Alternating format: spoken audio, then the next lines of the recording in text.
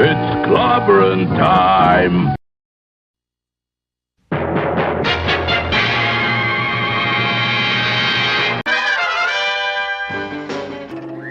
Atomic batteries to power.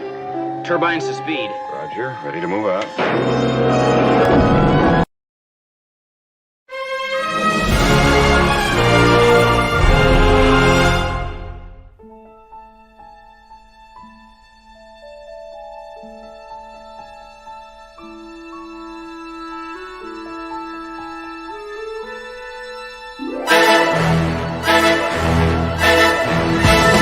Clobberin time!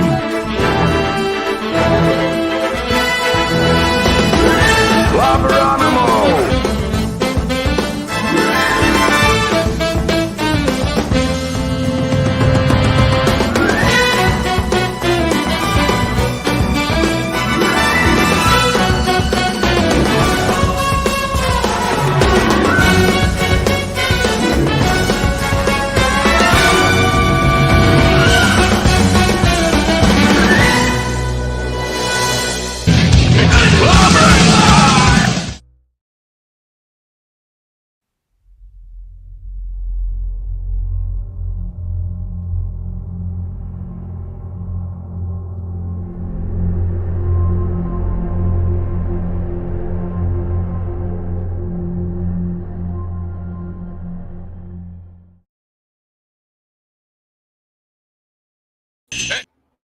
It's Clobberin time! Clobberonimo!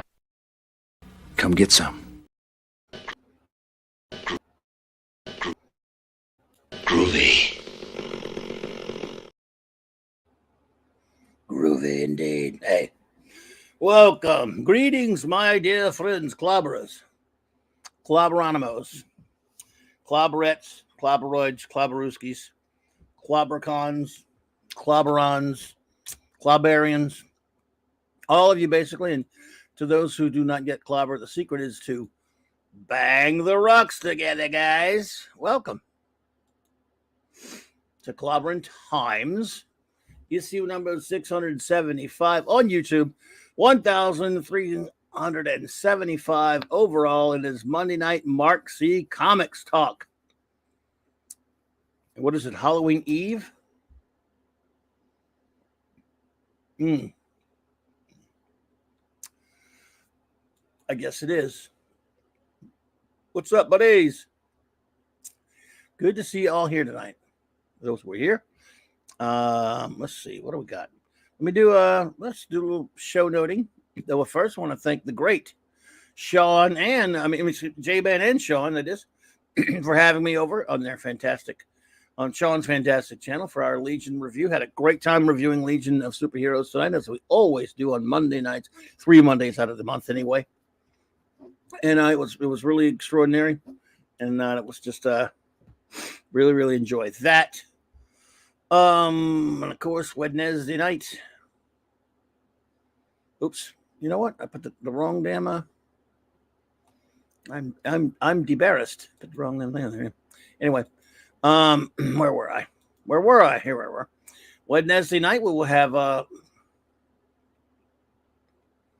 Should take that off. Nope, keep putting the wrong one on there. Sorry, having some issues with the peak shutters. All right, here we go. But anyway, Wednesday night, of course, the wild card will be in session. And as always, my shows are 9 p.m. Central Standard Time, Mondays, Wednesdays, Thursdays, and Saturdays. And then Clubhouse will be there as well with Raquel and Mark. We're continuing our reviews of Blake 7 and Star Trek The Early Voyages comic book. And on Fridays, I'm back with the great J-Man and Sean again with our Fourth World reviews, reviewing Jack Kirby's Fourth World. We're having a great time doing that. Friday nights, I'm over with Nick Weiser and the gang, my buddy 32 Flavors of Nick Weiser, at his comic shop talk. But I don't know if he's having one this week or not. I think he is. I never know for sure. And of course, never forget, there's always Saturday Night Star Trek, which is also at 9 p.m. on Saturday nights. 4 more episodes coming up. And again, the Sunday nights. Had a great time on the Sunday Night Geekery with the great Mark D with the C on the Engineers channel there. A lot of fun. Last night, it was part 2 of New York City Comic-Con picks. And hopefully, I think he might have a few more, maybe like a third part coming to that soon. So who knows? And of course, on Tuesdays and Thursday nights, I'm always hanging out with the great Tom Connors on the Midnight Edge After Dark channel. And Wednesdays, Loki's Comic Roundtable is back in session, I believe. So there's always that. Shout out to all of our amazing wrenches, of course, is the great Eric K., the Bronze Wrencher. Chris Persia, Vindicator Wrench of the Great Right North. Thanks for all you do, buddy. Appreciate what the promo, man. You do, just above me on the call, and I can't thank you enough, buddy. D. Bud Martin, what's up, buddy? All right, the Wrench of Iron, Lord Thoth and Lady Thoth. Shout out to you both. Avon lives, long live the Legion. The great J-Man, the aforementioned great J-Man. The Wrench Without Fear, and partner in crime on Earth B, and fellow Legionnaire reviewer extraordinaire. Gasp. Joke. Stephen Callell, the Super Wrench. Maddie's daddy, reader of Wrench Mjolnir and Thor in Vegas. The rascally wrench himself, Fanty Outsidery. Hungry Boy Master, the Clobberin, and of course our own Music Meister, the great Maximum Redstone. And let's see who's here with us in the chat. All righty then. FKH 2005. FKHC 2005. Hey, buddy. Good to see you there. I saw you pop in a little bit at J-Man's earlier. I hope you're doing well. Could not be reached for further comments. Saw you over there as well. Good to see you. I hope you're doing great. Let's see who else. Gwagnar, what's up, buddy? Also, yeah, all our buddies who were over there watching and hanging out with on J-Stream. Good to see you all. Let's see. Maddie's dad. There you are, buddy. Hey, buddy. What's up, Steve? Fanty. Adrian James.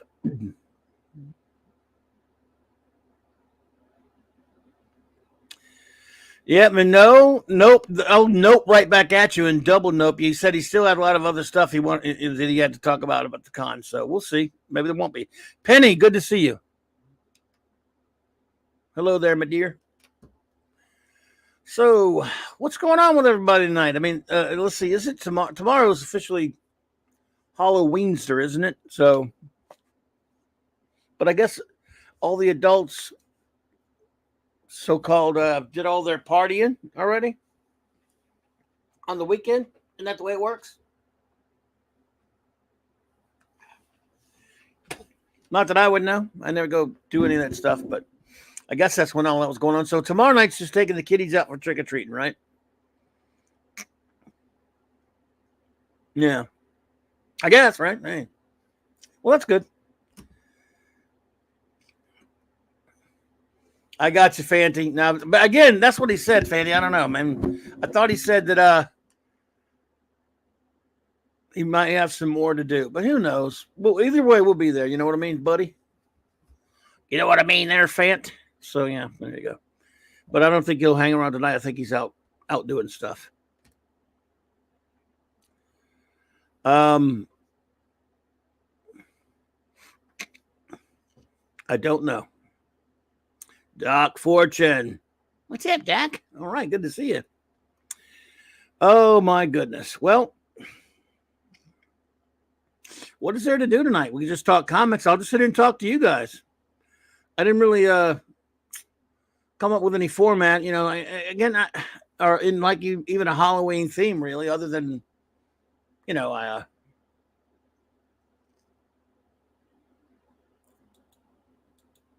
well, I guess I could at least get in the spirit of Halloween in a sense, as far as comics go, and change my background.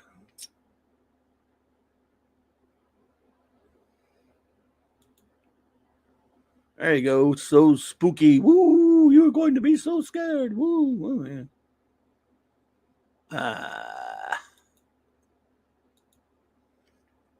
So there you go. But since it is Halloween, I'll give you scary right now. It's a chicken man. Man. All right, let's see here. What's somebody saying?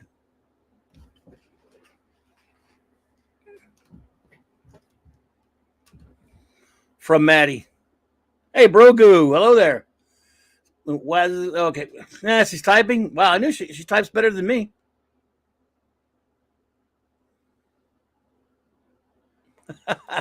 That's some pretty good typing by Maddie. Way to go, Maddie.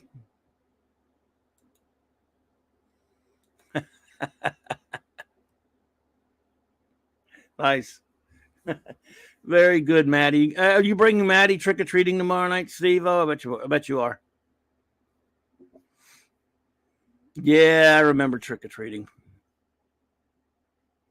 I know they still bring kids, but they can't. They got to bring them like the special places and stuff. Can't just bring them just old any old where now.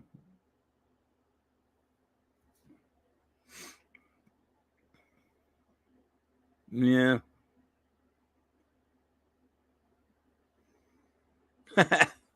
Chris, yeah. That's forbidden nightmare fuel. Flubby, beware. Oh, the chicken man is coming. Yeah.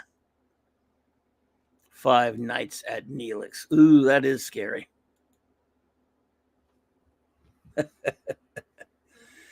Yeah. You know who's really scared of the chicken man though? It's these guys. Draw that man in a chicken suit. It's the chicken man!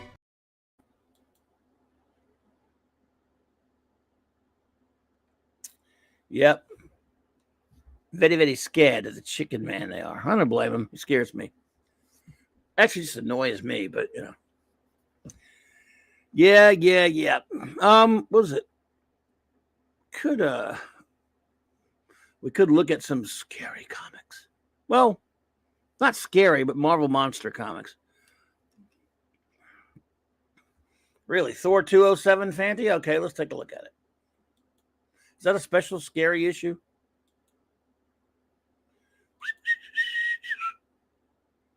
Let's give it a gander. If you're going to be so scared, woo!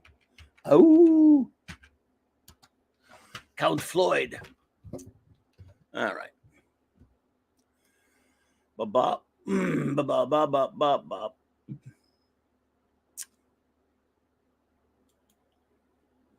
Go find it, Festicles.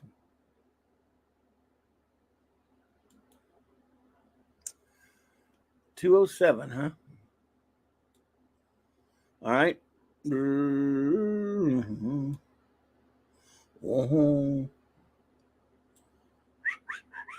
Let's see here. Special haunted Halloween issue. What about that? There you go. We could read a Halloween comic together. Shield Megatron. Hello there. Welcome. Just Joe. What's up, jobber buddy? All right. So one of the movies that scared me as a kid was Svengali played Trilogy of Terror. Yep, scared the hell out of me. That Zuni doll, Karen Black, scared the crap out of me, buddy. Right there on the same page with you. Hello, Shield of Megatron. It's good to see you. I don't believe I've had the pleasure. Let's see here. All right. Fanty, good call. Bop, bop, bop, bop, bop, bop. A Thor Halloween comic. Can't beat that, can you? Gil Kane cover. And that was that Trilogy of Terror was a TV movie. Scared the crabble crap out of me. Yes, sir.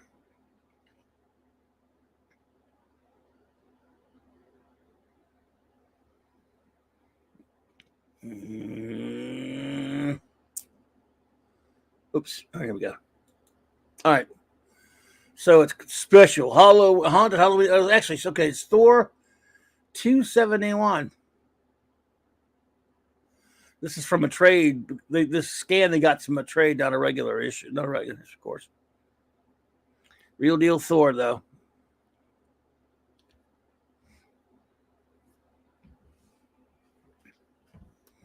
Let's see.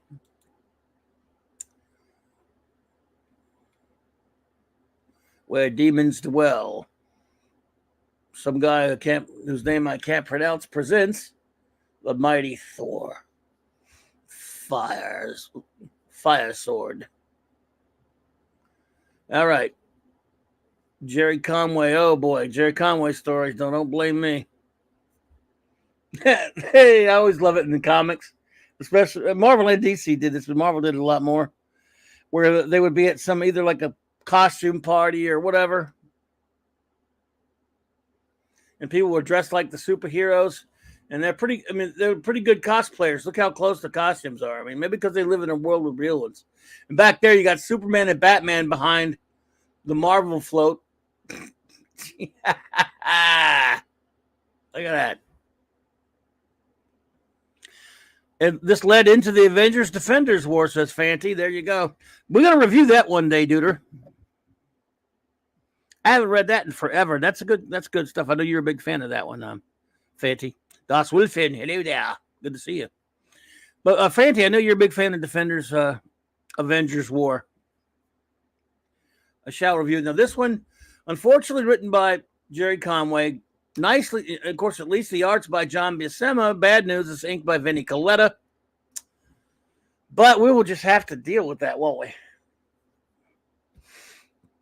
It's, yeah, inked by the Vinster. Let's go ahead and see here. You and me both, Steve. Let's see. Looks like Jerry told us. This is another one with the insert crap. They got Jerry Conway and Roy Thomas, I guess probably Steve Gerber. They're all in this one. Unless it's Englehart. So there's a Steve there. And Lynn Weins in there right behind him. You and me both, Steve. I'm so tense I could punch something. Don't get violent, Lynn. Tom Fagan's expecting us. And let's move. My buggy still got wheels. So, yep, some of the Marvel staff is in it. They never did that almost every freaking week.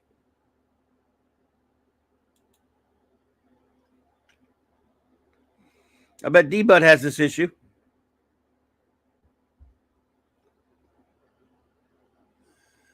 I hear you, John, D-Bud, but it does say, it says Big John on you, but yeah, I know what you mean.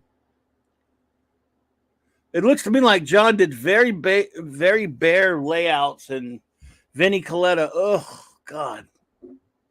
Finish it. Boy, it does not look like Big John Buscema at all. To me, it didn't even look like Marie, because Marie was a good artist. But I don't know, man. Maybe it'll get better. I haven't looked at this comic in a gazillion years. This is terrible. This looks like Vinnie Coletta did it by himself, but you can see now see right there, Thor.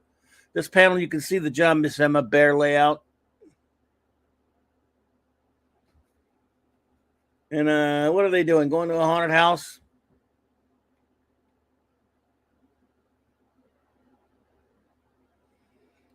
Thor and Sif.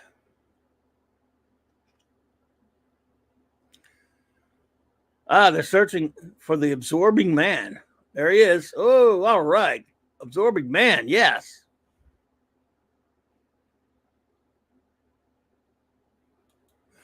I did have that issue, but I think I dropped the Thor title right after this issue. Well, Jerry Conway will make you drop a title. Hack.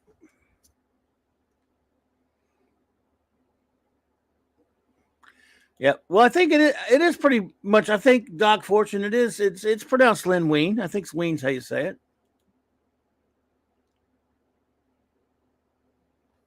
That's why I've always understood it was supposed to be said anyway. All righty then. Let's see here. So there's cool. Thor should be fighting the Absorbing Man.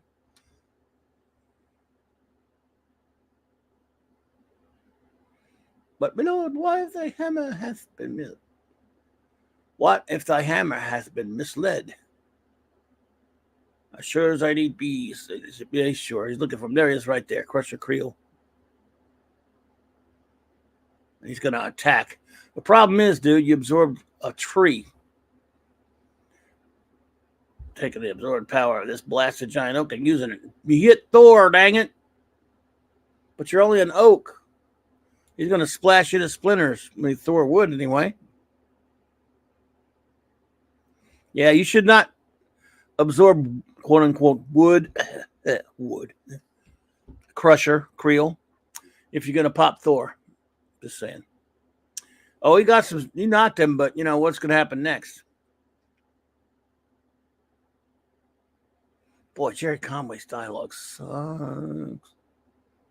What a hack ass. But no, cruel blow so foully struck. If thou hast taken only my beloved, whatever. He's Thor. He's fine, Sif. You big worrywart. All right.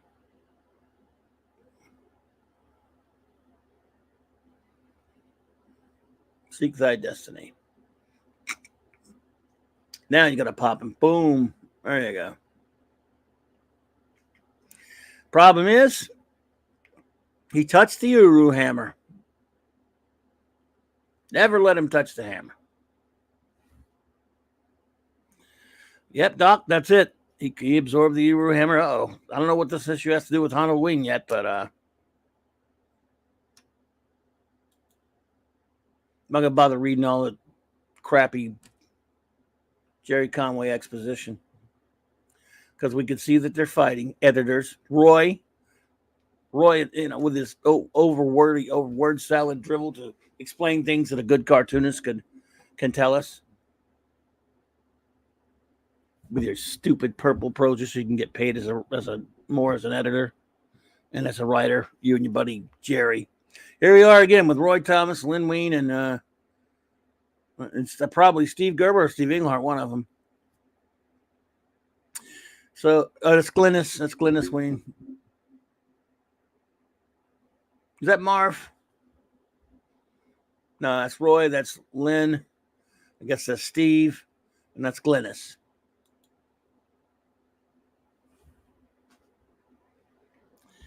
So this is almost like something. It's almost like a modern comic. They keep leaving the action for these idiots. JT Kirk's out there smiling because his Lions got a touchdown. All right. All right, so here we go. So what's Supergirl doing there? It's so hot. Your costume? What's so hot about your costume wife? Well, what's up about your costume wife?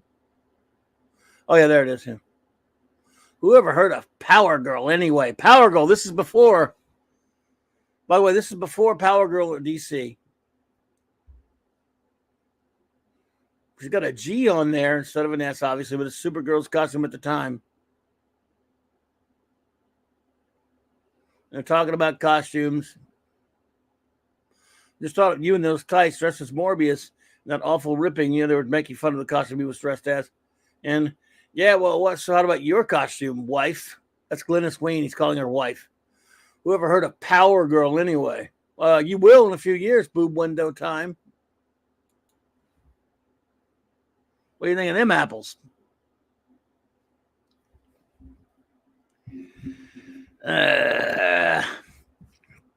Ouch. So, she's Power Girl, but even though she's got a G on her, where Supergirl's S is. I don't know, Glynis Wein must have been cute back then, I guess. I don't remember ever seeing her. Don't listen to him, Glenn. My old roommate's got rotten taste. He married me, didn't he? Hey. Hey, she's been in there 20 minutes. You think something's wrong? Better ask one of the waitresses to have a look. All right. There's no one in there. Oh, no. Bum. Glynis Wein is missing. She probably just ditched you clowns because you're a bunch of wussies.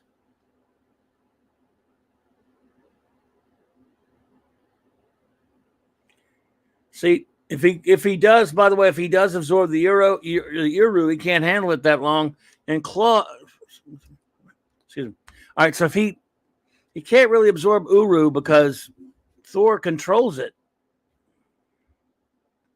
I know he probably pulled that trick before. Yeah.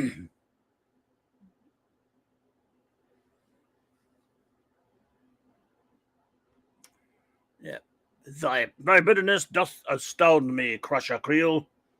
'Twas the world which did jail thee, but was it the world which made thee kill? Nay, I think not. Ask not for pity, Creel, for 'tis truly this thou dost seek, and never shall have, you little weed. Boy, Thor just threw his ass. Now that's more Buscema like there. The face right there, of course. The true name of the mallet of Mjolnir and the entire names. Well, what the? Oh, no. Crap. Oh, sorry. Anyway. Ironhide, what's up, buddy? Good to see you. He says, how's everybody doing on Halloween's Eve? Yeah, I guess the G's for Glennis. I understand that, but I mean, you know, at some point she told him that she was Power Girl.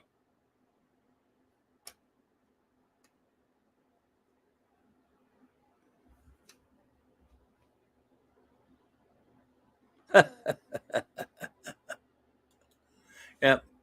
When the absorbing man got old and arthritic, did he use absorbing junior? I don't have one of those things there.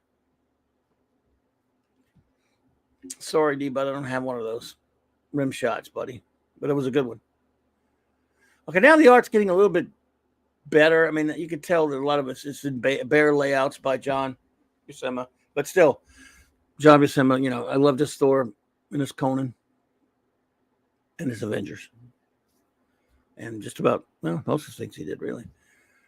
And of those few is Thor. Thor, the God of Thunder. God of Thunder, or I should say, Jack Smallmall. Hello there. Good to see you. I hope you're doing well too. It's great to see you, my dear. I hope everything's going good for your family and you.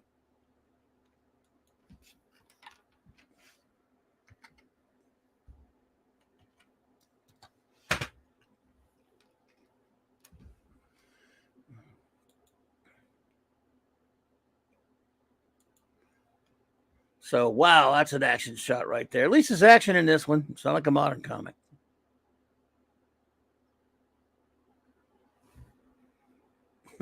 J-Man would like that part of it. He's absorbing water. He's got to control his damn powers.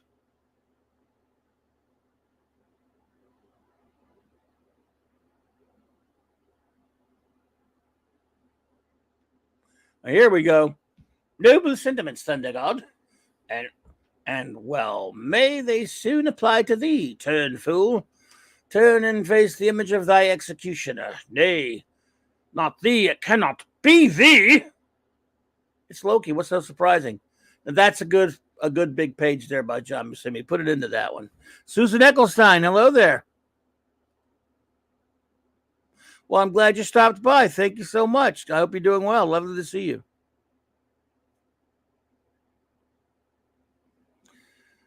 He doesn't control all Uru metal, but if he gets it from his hammer.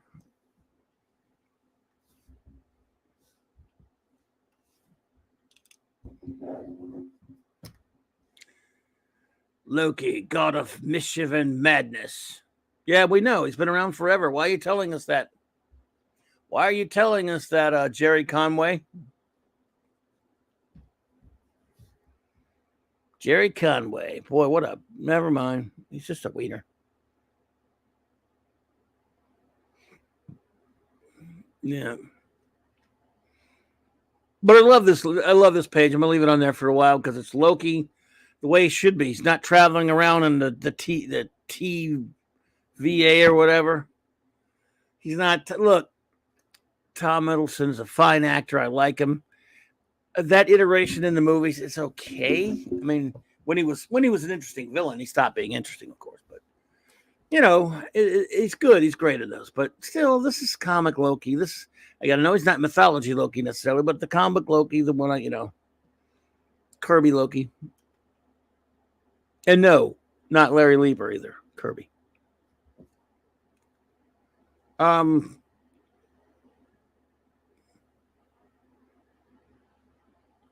Running in hallways, eating and eating pie. Exactly. This is Loki, god of mischief and madness, as Thor calls him. Thou dost flatter me, beloved half-brother. Loki be not god of madness, purely its manipulator.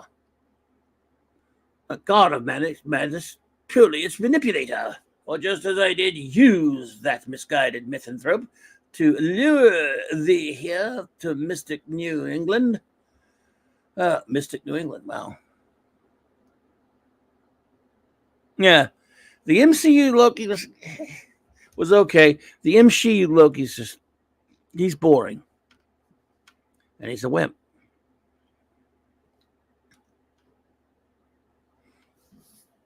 And this show sucks. I don't know why anyone likes that thing. Yeah, because I know some people do, but yeah, fine.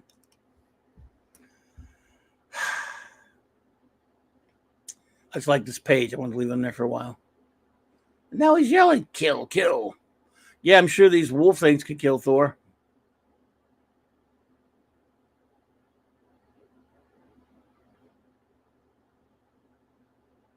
But Thor's trying not to hurt him.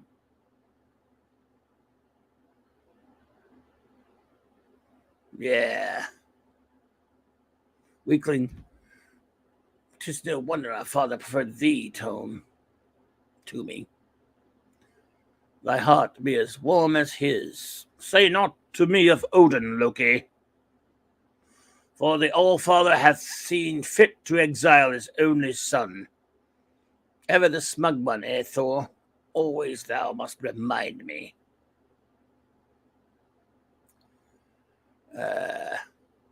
Oh my God, look at the crowd of cosplayers. You have Scarlet Witch. Is that a clown? Dr. Doom. Captain America. I guess I can't. That's supposed to be Bucky? I can't really tell. Phantom Eagle. And Glynis Wayne. What are they doing there? Oh my God.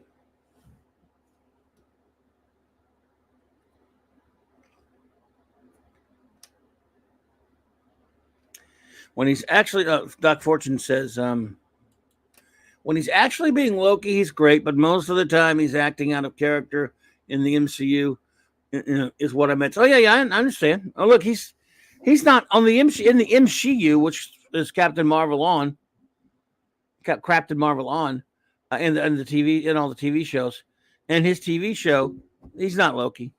He's not the same one. And they even said the first episode of Loki, he's a variant, which doesn't mean anything. But now he's a good guy. Yeah. Isn't that exciting? Loki being a good guy. Who gives a flying crap?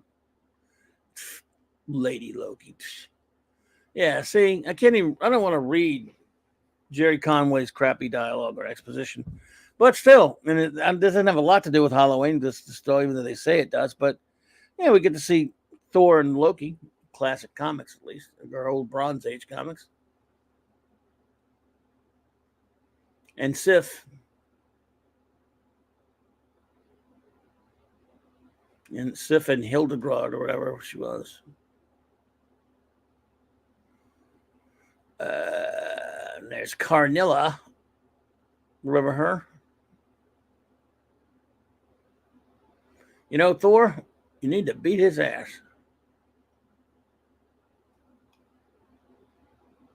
Whoop him. So the Halloween of it is just a Thor Loki fight. But they said it was a Halloween thing.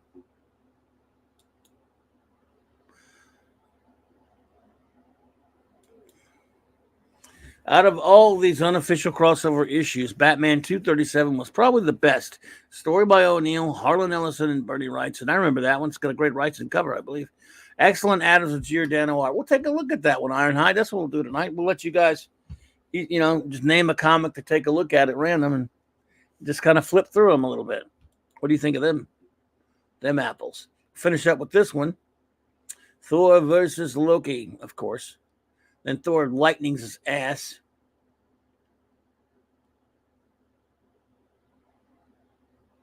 Yeah. Back to the Marvel adults. And it's over.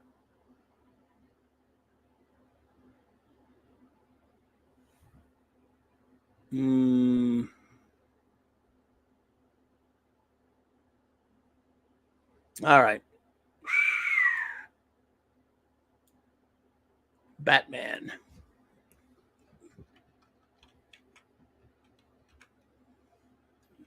Batman. Boy, a lot of titles of Batman. It's going to take a minute to find this one.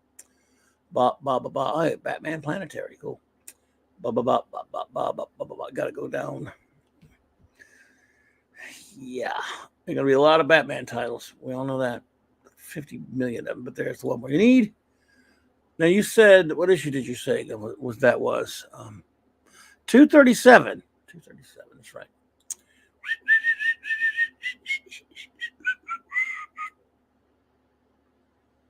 $237. Oh, what?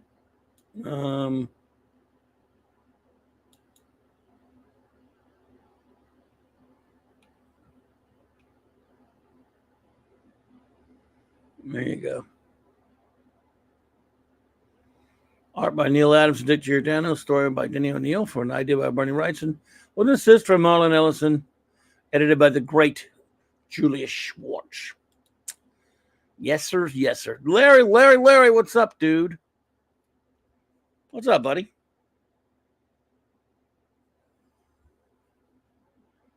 All right, Gwagnar, we'll do that one next.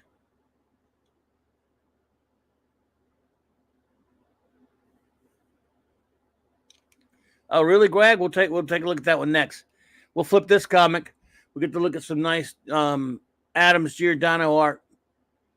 I had this issue, but I have this reprinted somewhere. Oh, I know it's where it's reprinted, of course. It's one of those one of my treasuries. This is just like that Thor comic. Look, they're at a parade, except this is DC. And DC threw in Marvel characters. Well, Havoc and Quicksilver, and Captain America, of course. Jesus. Oh, my goodness. Oh, I remember this one well.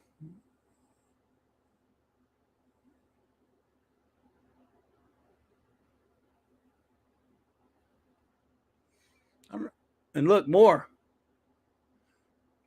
Fat Superman and Aquaman and real Captain Marvel.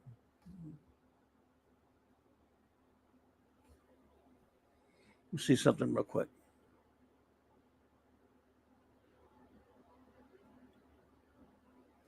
$1971. This is around the same time as that Thor. Any similarity to actual persons or places depicted in this tale is probably a stranger tale than you'd ever really believe. Oh, I remember this one very well.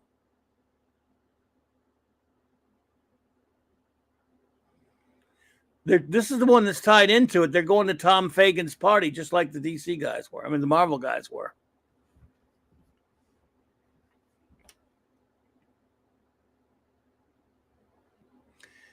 It's not just this issue, Guagnar. I think it's not just Justice League. It's this one as well. Keely Chow, roll that tide. So this issue, I need to look up when that, all right, let me see something here. Let me see something up in here. That was Thor 207.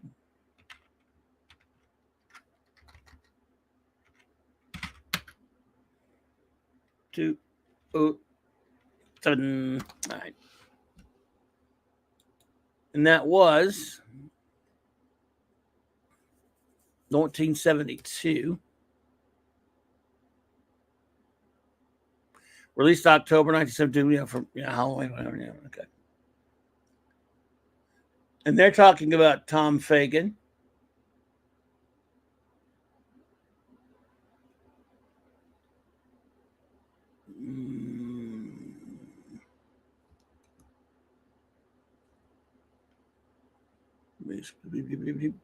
Okay, yep, both issues. Justice League America, yep. Okay, crossover with DC's Justice League America. I remember that. But they're mentioning this Batman, but it's a little different because it's a little bit later. So anyway, we'll go through this quickly. We'll do this, then we'll go to the Justice League issue. Great Neil Adams art. Keep going, Rumby.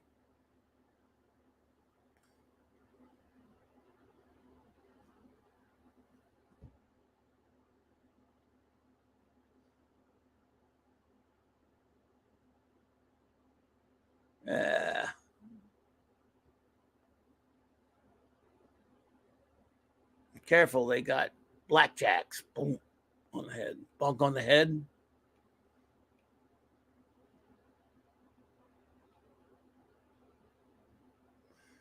Yeah, that's Dick Grayson hanging out with his college chums. Thought you were the real Robin, eh? He goes, changes into the real Robin. It's cool Neil Adams art. Oh, dear Lord, he's dead. It's funny. They make the costumes look like the real. I mean, like these guys are really great costume makers. I always love that. Oh, shite.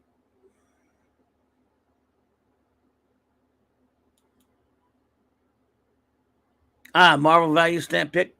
See that Thor that was on there on that site was taken. You could tell it was scans from a trade because there are no ads. This, however, this issue is scanned from the original comic, and they just clipped the ads. This is great stuff right here. Great and Adams Giordano work right here. Brilliant.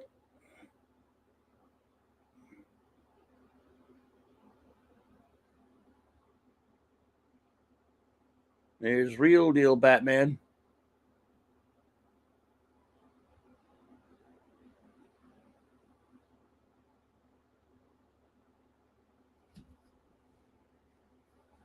So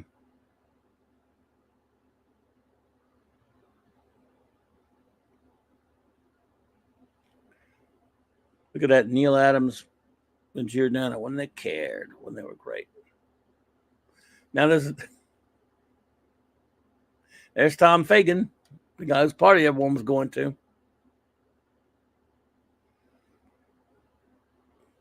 Where'd you get that bat costume? It's great, better than mine, and you've got the muscles to go with it. Thanks, I exercise a lot. This is a classic right here. Okay, this is let's see.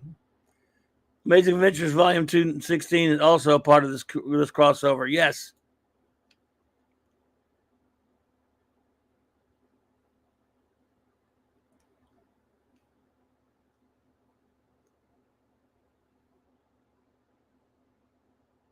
Wow. So, all right. All right. So here you go. You got Batman mixing in with the people at the party. You got this dude dressed as Thor with a ball peen hammer right there, and he's talking to Denny. That's Denny O'Neil, and I guess that's Mark Wolfman or whatever. He's saying, "You really write comic books? Ha, boy, is that a dumb way to make a living? Mind getting off my foot? I'm dressed as Web Slinger Lad. He's my idol."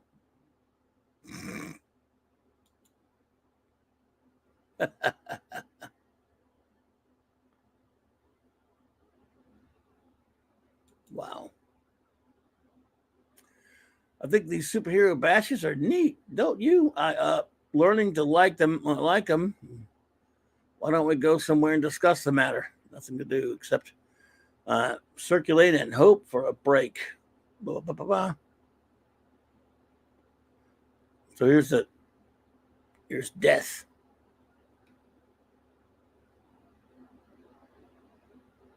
Yeah. And Batman, of course. I'm not gonna read them. I'm just flipping them for the fun of it. If I'd not thought about these ahead of time, I probably would have reviewed them. But it's fun just to look at them. It's great art by Neil Adams and Dick Giordano.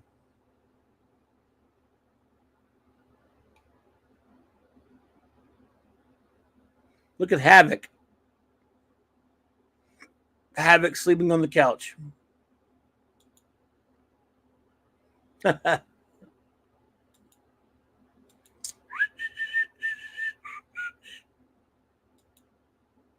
right.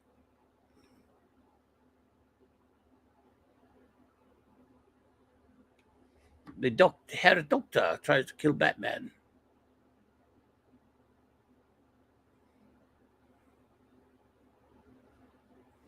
He's chasing the doctor dressed as Death.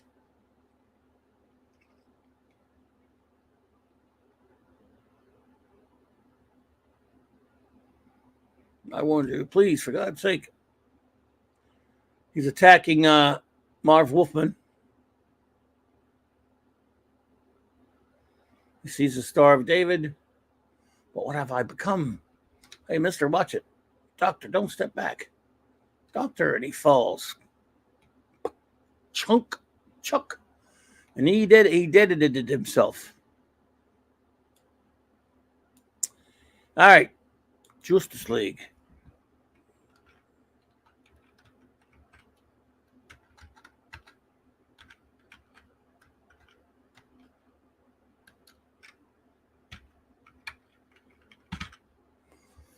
All right. Oh. Of.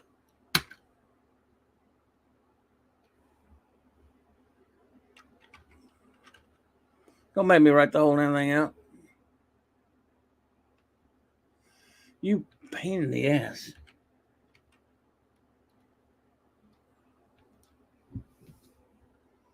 All right. There we go. 103.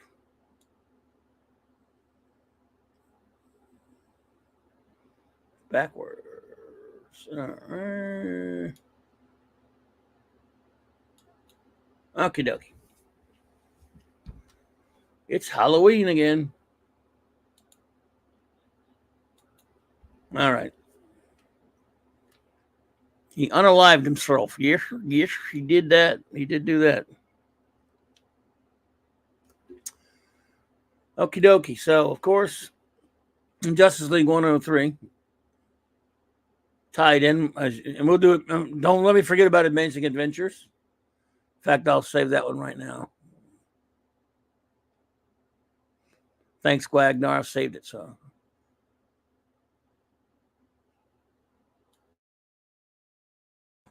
let's see. All right. So, world's greatest superheroes, Justice League of America. It is the stroke of midnight. I have come for you. Ripped in peepees. Superman, Batman, Flash, Green Lantern, Hawkman, and Green Arrow. You are dead.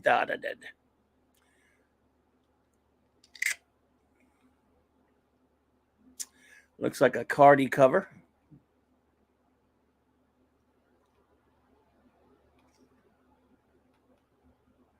The Phantom Stranger. What makes a man a champion? Is it powers and abilities far beyond those of other mortals? Or is it the knowledge that the cause one fights for is righteous and just? Men call me the Phantom. Men call me the Phantom Stranger. Men call me the Phantom Stranger. I come this time to seek an answer. Are true champions born or are they made? Good old Phantom Stranger. Cut to the point.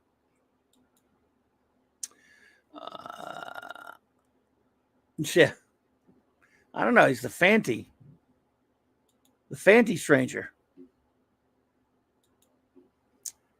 Or About time you got here, Batman. The rest of us have been waiting an hour. Sorry, Green Arrow. I mean, the later Batman would say, screw you. I'll be when I feel like it. But I was wrapping up a junk dealing ring, and it took longer than I thought. Well, since the other members are still on Earth 2, helping the 7 soldiers of victory adjust to the world of the present, editor's note. For complete details, see JLA 100 through 102, of course. I called this emergency meeting to order. Why did you summon us here, Batman? Me? I didn't summon anyone. I'm just Batman. I thought one of you did. None of us, and blah, blah, blah, so. But you assumed incorrectly, Green Lantern. The Batman did not summon you all here. I did. Who? The Phantom Stranger. My name is not important, Superman, but my mission is, unless you heed what I say, your world will end when the witching hour tolls once more. So, God, I forgot about this. Man, I've seen this forever. A Halloween Holocaust conjured by Lynn Wein, Dick Dillon, and Dick Dillon and Giordano, I should say. Again, edited by the great Julius Schwartz. So,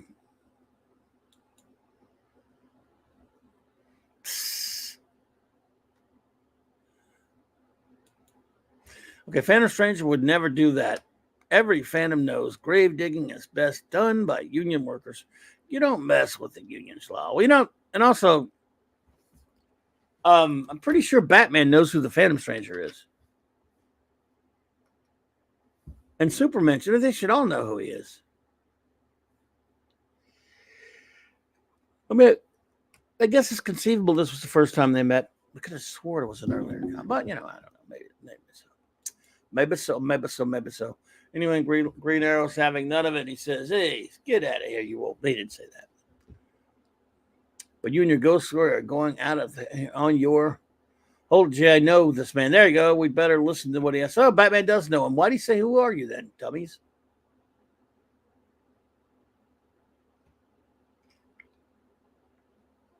Okay, Batman knows him. My bad, folks.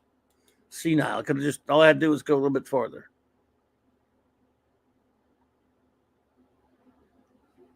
My bad, Ironhide. I forgot to look farther because I'm senile.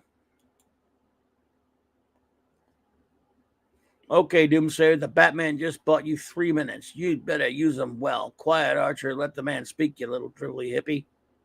Thank you, Hawkman. I will be brief. I've come here to do something I find most unusual, gentlemen. I've come to ask for your help. There is an evil afoot on the land, so awesome, so overpowering, that I fear I cannot combat it alone.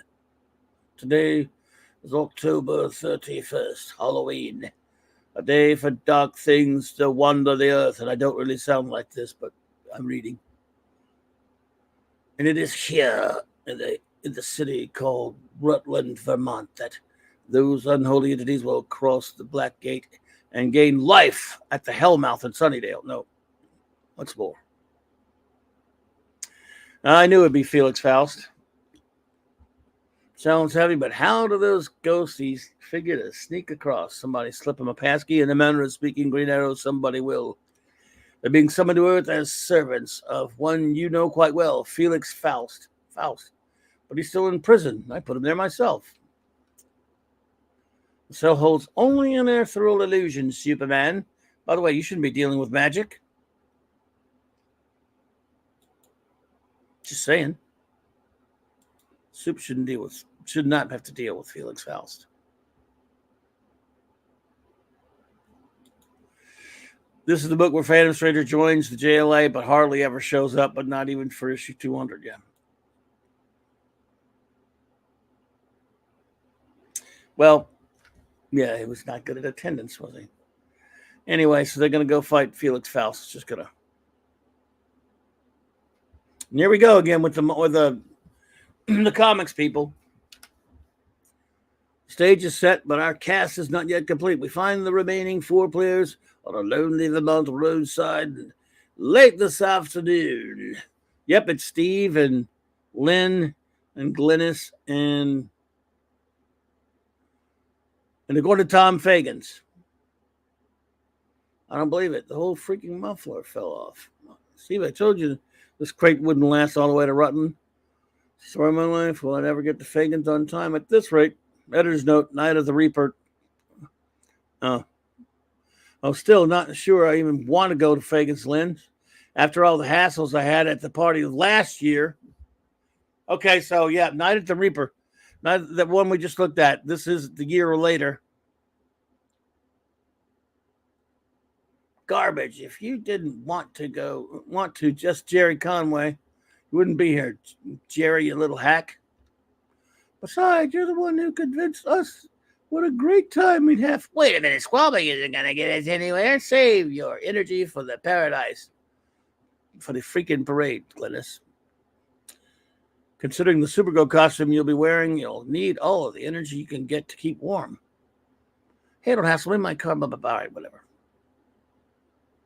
So, doing the more superhero stuff with Dick Dillon and Dick Giordano's art. Superman and, what are they doing? They're searching the countryside.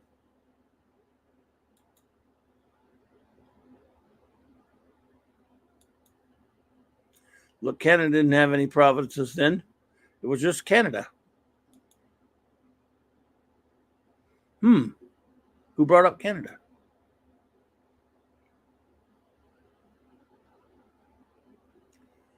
Until dusk begins to fall, struck out. Beep, beep, beep, beep, beep.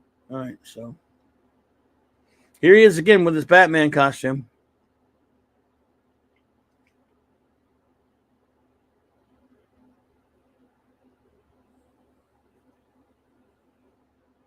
Car's falling apart, but by degrees.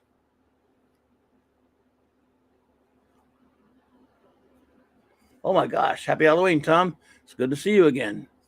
Save the salutations, pal, and ask the man the question. What Green Arrow is trying to get across in his own inept way is, can we stick around here for a little while? A little while. You could stay here forever if you want. But since you are here, well, there's a favor we'd like to ask. Just name it, Tom, and if it's within my power. Julie would never believe me when I tell him about this.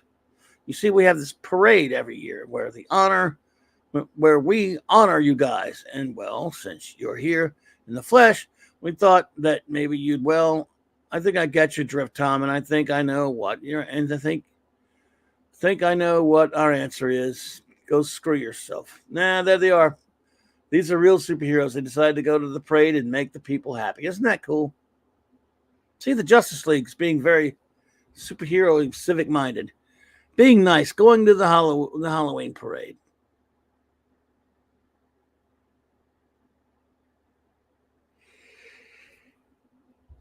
Very cool. To some, 13 is an unlucky number, brooding misfortune and evil designs. To others, it is a charm, a symbol to be conjured with. Perhaps it is neither. Perhaps it is both. And on this bright night, matters little indeed. Rutland's 30th annual Halloween parade with real superheroes. Well, this is the night of the Rutland 30th annual Halloween parade, and on this bustling crowd-covered streets, that exact number stands for excitement. Quite a feeling, isn't it, Batman, to know many people respect and admire you? Maybe, but I'm never sure if it's respect they feel for me or fear. Yeah, spoke like Batman.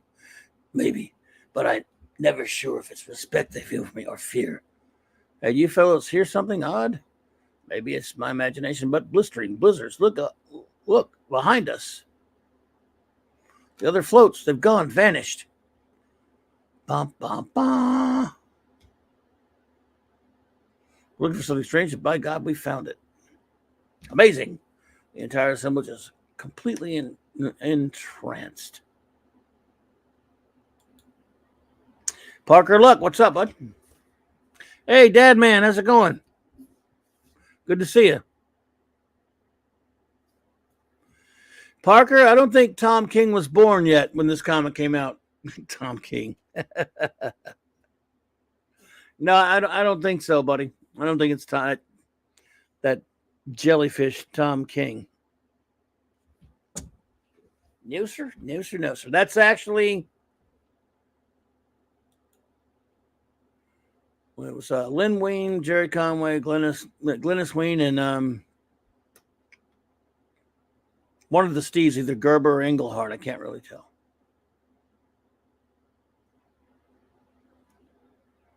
Yep.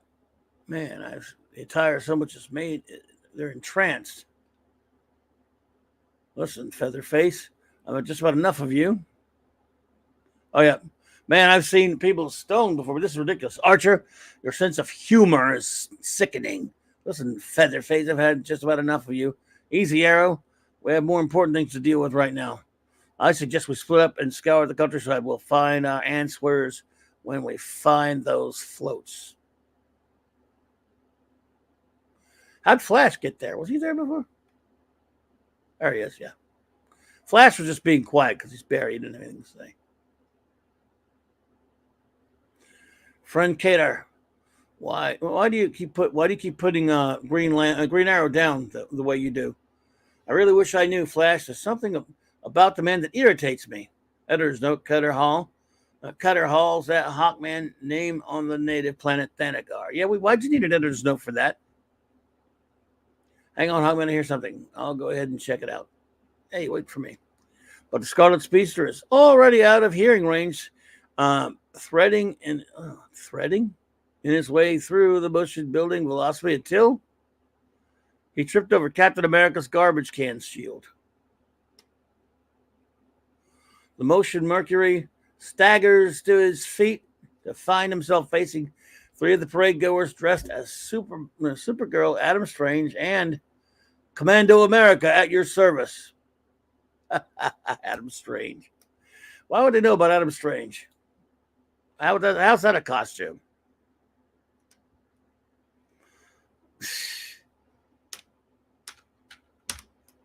Indeed, Fanty.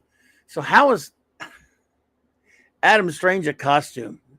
That's a silly costume. I'm a big fan of Adam Strange. Don't get me wrong, but quickly, friends, we must do as our master commands. Flash and Hawkman must be destroyed. Batman was right. We found our answers. So this Adam Strange is a cosplayer, but he has Adam Strange's jetpack is working, and he has his weapon. Apparently, of course, Faust is doing that. And their magic can make these costume house bodies as powerful as the heroes they portray. Whoops. I miss Flash comics with him running with the after image. No stupid lightning.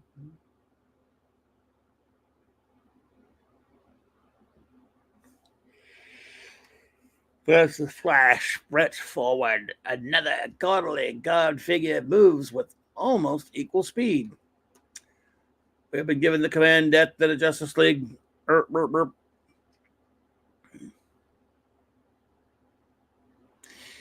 and the girl's like Supergirl powers. Because of Felix Faust. Anyway, let's just move through this thing. Look, there's Spider-Man. And Miles, no, not him. From where his two companions fell, the Batman finds himself engaged in shockingly in similar combat. This bargain basement web slinger has all the powers of the real thing. If he snares me in that sticky netting, I'm finished. But he's from a different Earth. Oh, man. So I give him something else to worry about. Hold still, Batman. The master is decreed, Huck. Fool, it will avail you little to defy me. You merely prolong the inevitable, Batboy. You didn't say that part, I did. Hey, isn't Captain America? Is that Captain America shield? Talk about a comic crossover before they ever happened. Yeah, that's what we were talking about this earlier. This was back in 1972, where Marvel and DC just kind of the writers had a little fun with it in a Thor comic, and in because of a Batman comic did it the year earlier, and then this Justice League comic was a crossover with it.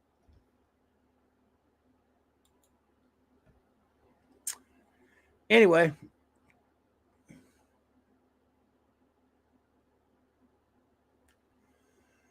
Only if it goes.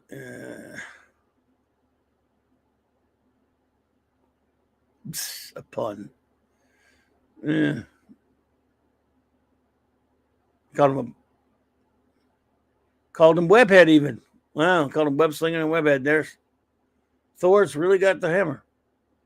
Judging by the costume, we're facing a poor man's version of the Norse thunder god. Something tells me he uses the hammer for more than driving nails.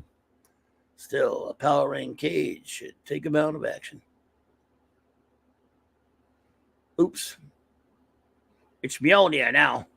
It's not a ball peen hammer like it was. Now the guy in the fake Robin costume. Now the guy in the fake Batman costume. Felix Faust is fricking around with these people.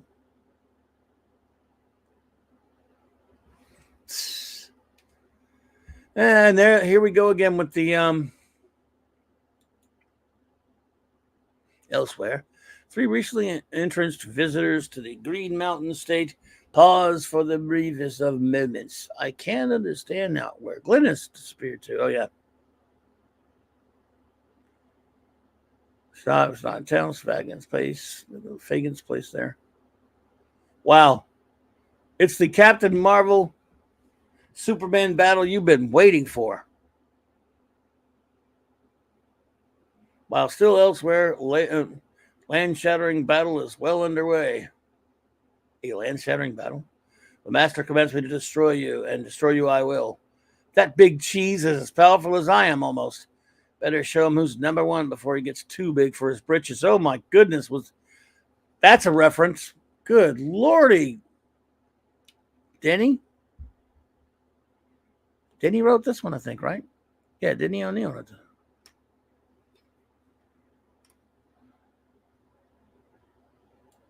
it. Neelix Faust.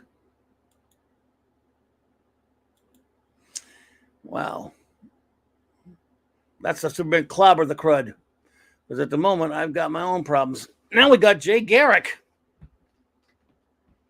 fighting Green Arrow. Where'd he come from?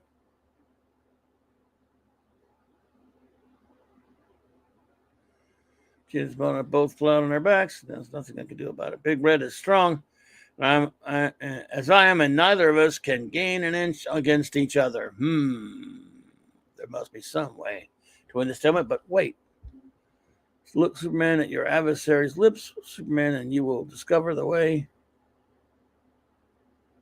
Regular figure mutters an enchantment that was old when the earth was young and draws a bolt of magic energy out of the blackened sky. The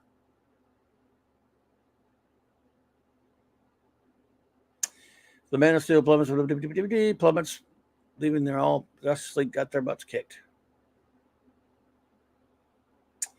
Well, that sucks. But hey, at least Jerry Conway and Lynn Weiner and Steve What's-His-Face are on their way.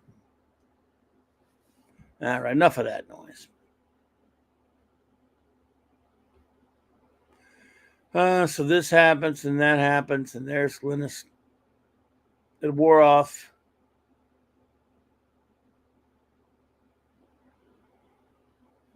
And the superheroes did some punching. And then Faust gets caught. They asked the Phantom Stranger to join the Justice League. Next issue, Shaggy Man. Let's look at the next issue. Shaggy Man's back. Hector Hammond, the Shaggy Man. All right.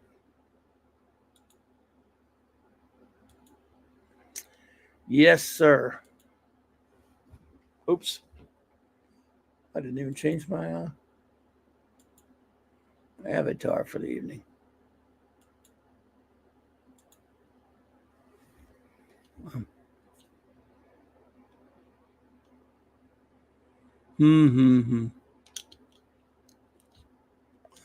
Oh, well, let's see what else we got here.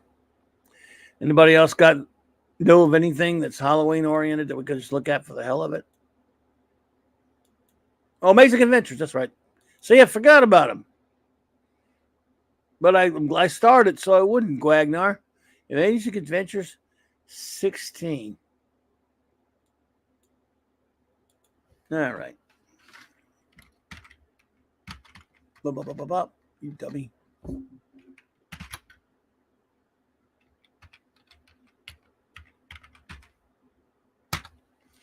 Alrighty then. That would be it right there.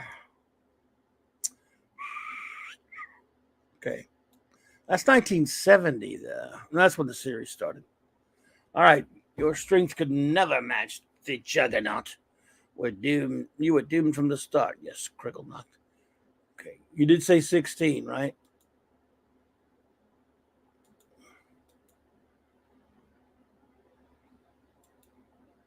I'm surprised that these issues got released. Roy Thomas probably approved these on the Marvel side, but on the DC side, it would have had to go through. Julius Schwartz was the editor. He approved them. He was friends with a lot of those guys, and had even some of them working for him. So I guess they just figured they could get away with it.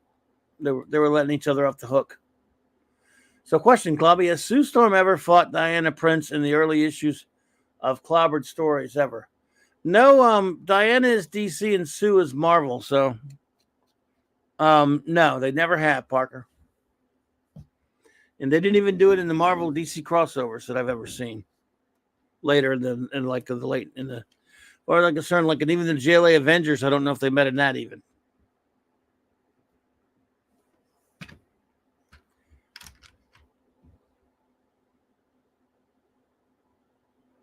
So this is the one, Gwag? Okay. My Hank McCoy beast. I love him. Well, it figures that was Steve Englehart. Look, yeah, written by Steve Englehart. Bob Brown's the artist, Frank McLaughlin the inker, and Marie Severin caricaturist. In cooperation with Marie Severin. They took this out of one of the Masterworks. Yep, there they are again. The Frailtastic Four. Oh, okay. Thanks. Thanks, Wag. I took it off. You're right. Appreciate it.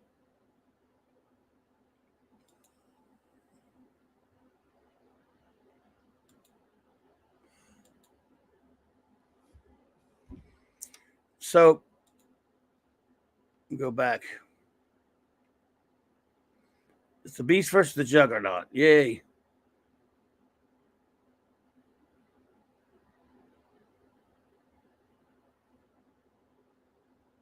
One must die in the dark of Halloween. The Bludgeoning Beast and the Juggernaut. I've liked Bob Brown on occasion with his DC stuff. And, some of his Daredevil. He makes the Beast look like a gorilla right here.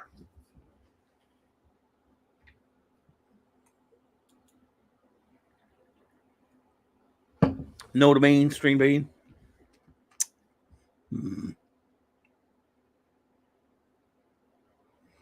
Yeah, I know what you mean, Ironhide, but no. It's horror, all right. I might have met JLA Avengers, but I don't think they are shown together. And I don't think so either, Phantom.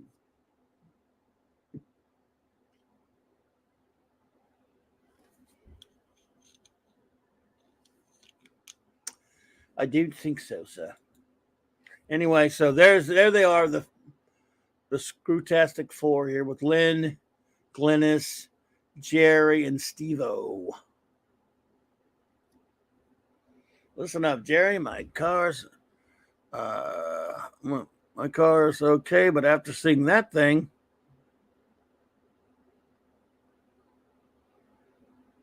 speaking of being here, what's the Bounding Beast doing in this cold Vermont forest?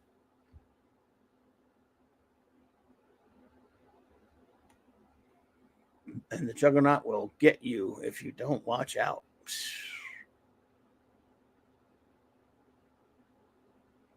Oh, okay. This is when he had that.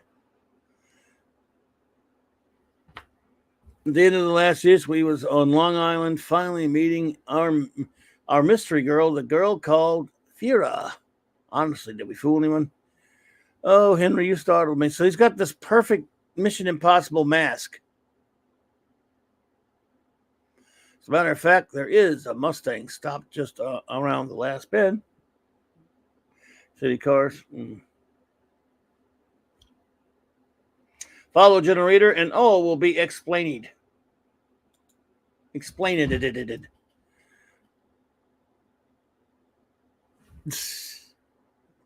Doc, is this a story about how the beast gets pounded into paste? I don't think so. I don't think Paste Pot Pete is in this one. Just kidding. All right, so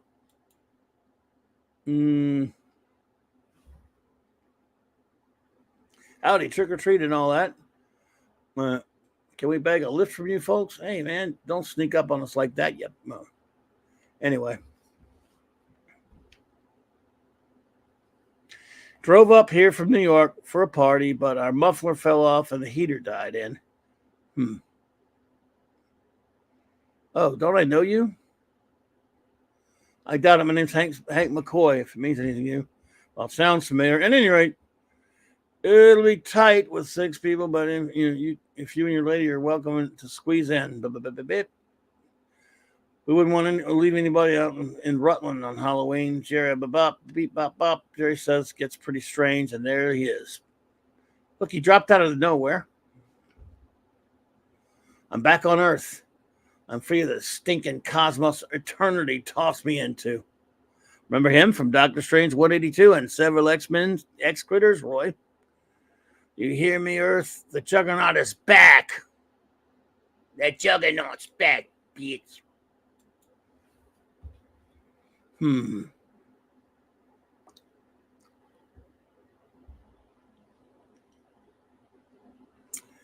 Well, he's back. And man, it's, I don't know. Not the greatest of art, I must say. So he's talking, he's making us this cute, and all of a sudden the thing opens back up, try to pull him back again. And now he goes back in.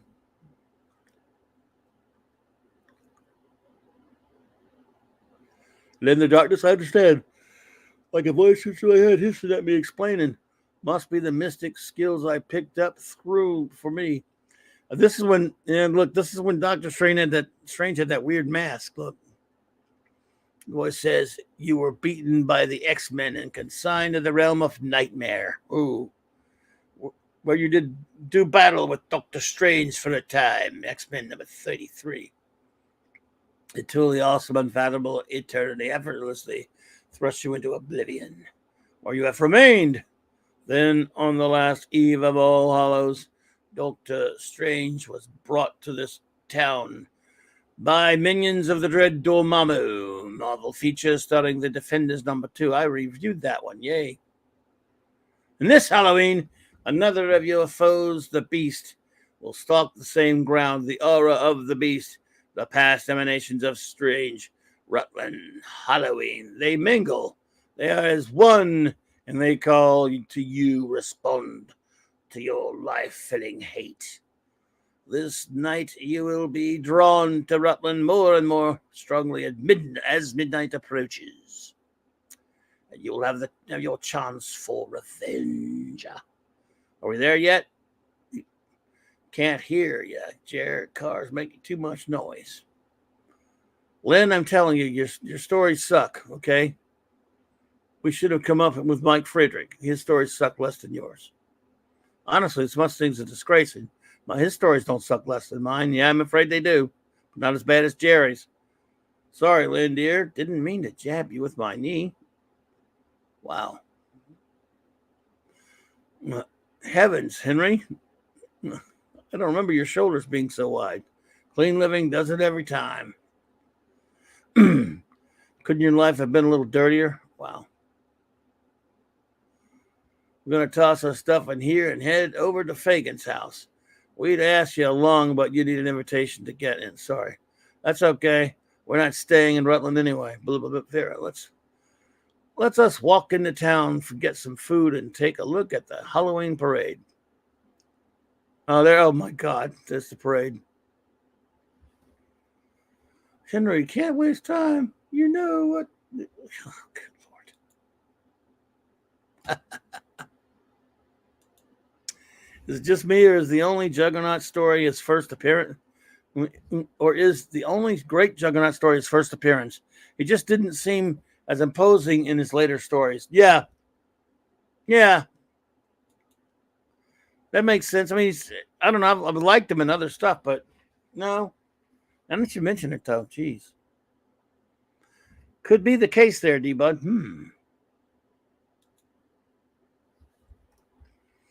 Hank, I need a top scientist specializing in mutations, and that's you. You'll have to trust me and pray you're as good as I think you are. And there's the parade. If you came dressed as Hulk, you'd look beautiful, Glennis. So she's got that costume in this one, too.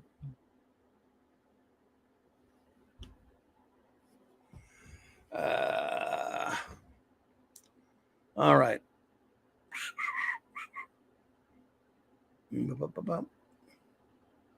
So the Beast is going to go there. I'm a Brooklyn Dodger myself, and oh my Lord. There. So there goes Juggernaut again. Hate, the voice said, hate for my enemies. I've got that in spades. And the Beast of Editions call to it. I sense him somewhere in front of me. Hank Rogers coming right at us. Paper mache, design, solid steel. All right. So,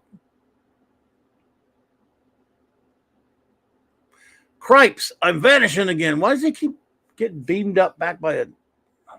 I don't know. It's all pretty bloody bizarre, if you ask me. Glennis. So he has to get that mask, man. If Reed Richards made it for you, maybe, but wow, that's like a Mission Impossible times 10 mask. Maybe Spider-Man 229 to 230. Nothing can stop the Juggernaut. Oh yeah.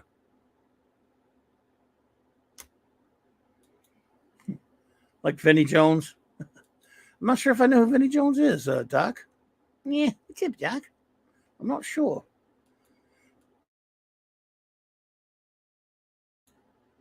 Let's see. So here comes the Gorilla Beast. Wow, Bob, man, your beast looks terrible. This whole thing is pretty pedestrian. Frank McLaughlin was getting old. Bob Brown was getting old. But I mean, yeah, you know. If you're going to have the, man, Juggernaut is short in this one too, D-Bud. You notice? The proportion, and the Beast is bigger than him. That doesn't work. Yeah. So now they're back to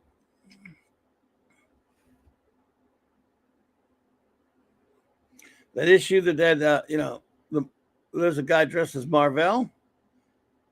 I think Marvel Girl or Phantom Eagle. To the Superman outfit, sort of. The Cyclops and Scarlet Witch and the Spidey. Flash. Don't do it. So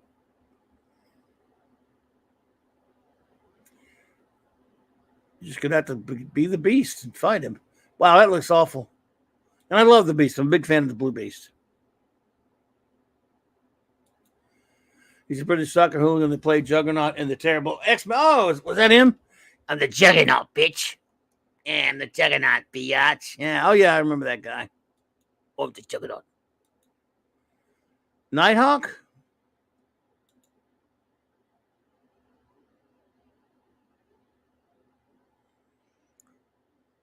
Oh, that's Nighthawk. That's the first Nighthawk. Or his first costume.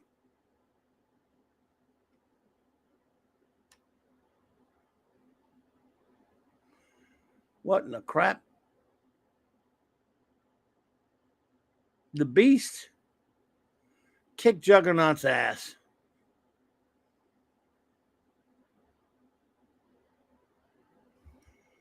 Yeah, not good stuff. He really kicks Juggernaut's ass.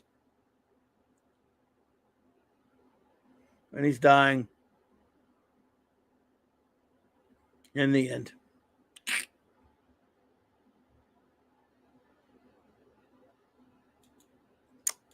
Well, well, well.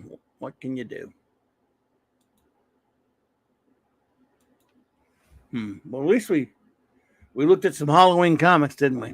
Yeah, I believe it was Nighthawk's first costume, wasn't it?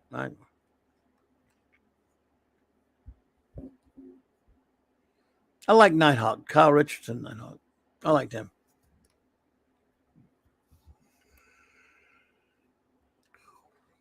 Now, which one of these? Did anybody have?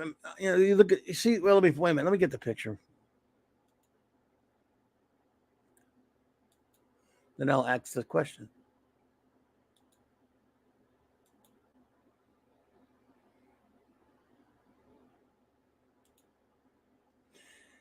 So, was anybody a fan of any of these Marvel or DC quote unquote monster characters?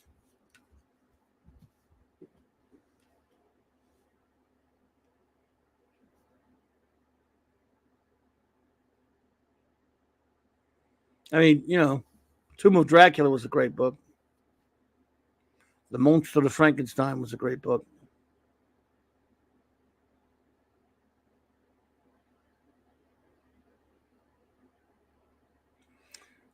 Which ones did you like, Wag?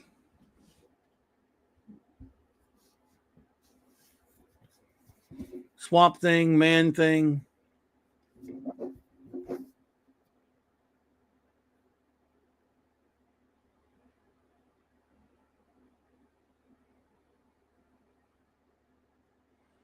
Monster Frankenstein, it was the only one I collected at the time. Let me find that, by the way. At least the creativeness of the creators is of them making fun of themselves is honestly at its best. At least they're not making fun of the heroes or villains pointless like they're currently. That's a good point there, Parker. Oh, absolutely. Yeah. Very, very nice. Nicely said. No question about it. Speaking of that Monster of Frankenstein book, let's look at that beautiful art.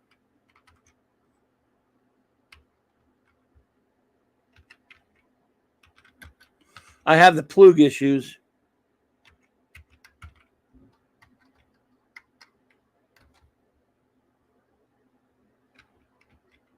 There we go.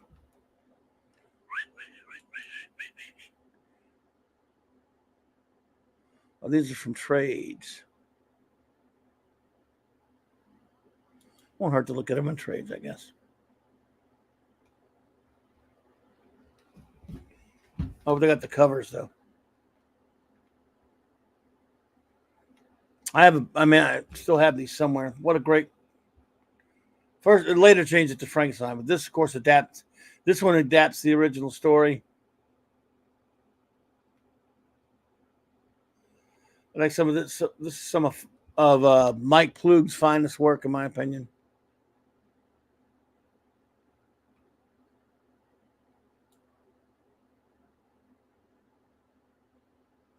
We'll go to some of the later issues, though.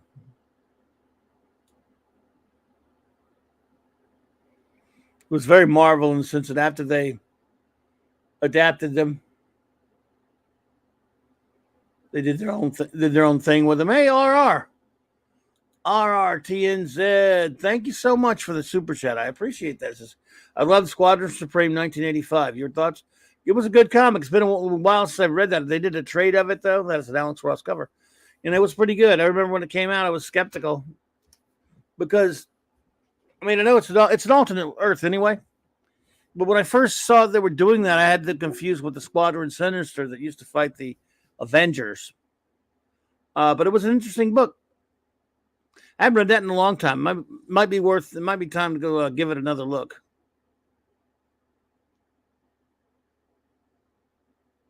Yes, could not be reached. I love that. Those ads and things. Oh, absolutely.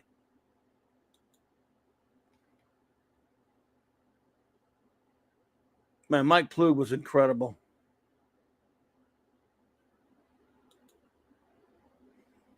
I should probably share, though, shouldn't I? For all this time, such an imbecile.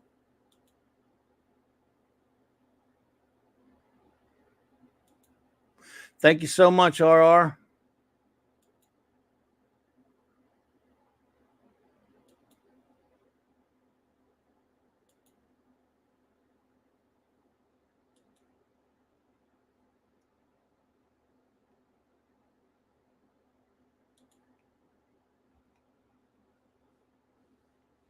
This is some beautiful art here, though. Mike Plug didn't stay in comics long.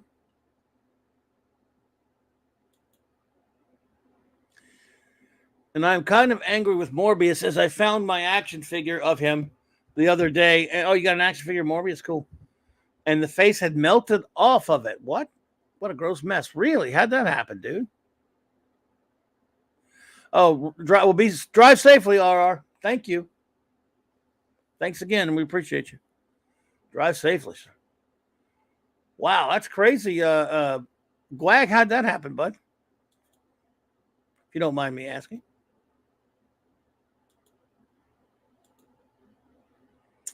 Let's see.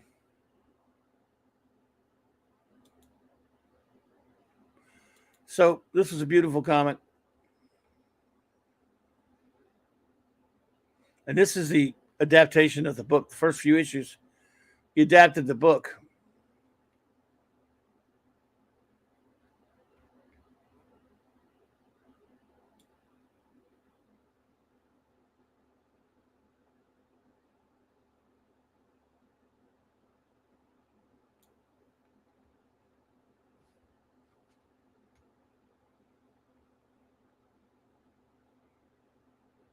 Then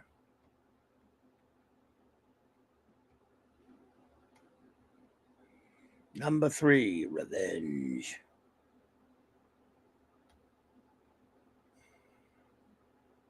Surprised it's not an omnibus of this yet. Still the number 3, still the adaptation.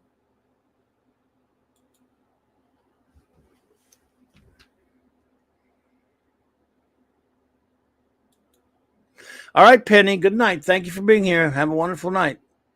Sleep well. The face had an action figure, so it was made of soft rubber. Okay. Yow. Sorry about that, dude. I don't think I never haven't had a Morbius figure. I don't think I did. So we're still in the adaptation phase of the comic.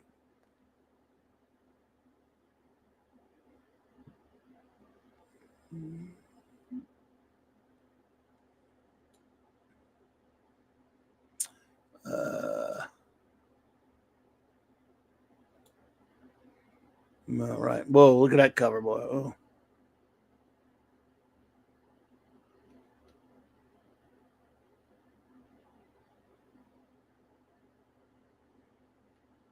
Now here you started with issue number 4. It was just new stories.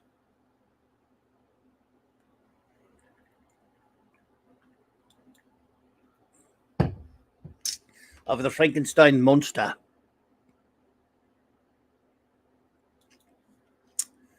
There's a trade of the Frankenstein series. Yeah, there's a bunch of trades. Yeah, these scans. Yes, and there's Minimus. These scans that I'm getting this off of, they're not taken from the regular issues like some comics on there. They're taken from the Epic collection. If I'm recalling correctly, issue 4, they started doing new stories. Plug got inked on this one. Plug didn't ink this one. Better when he inks himself.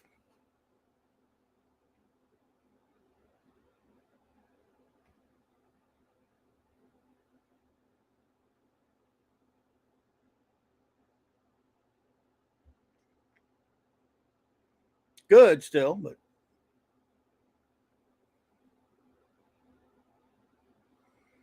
better when he inks himself, I think.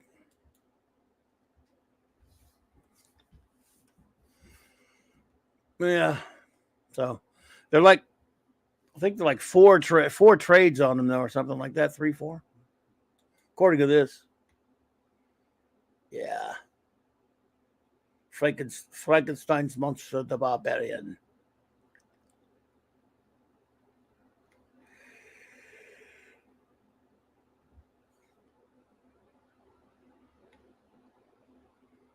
Ungala.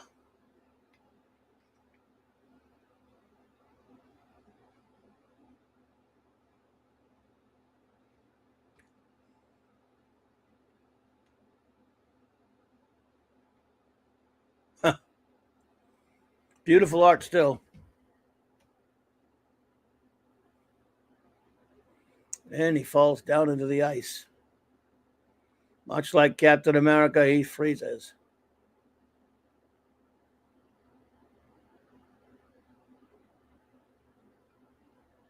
But he didn't.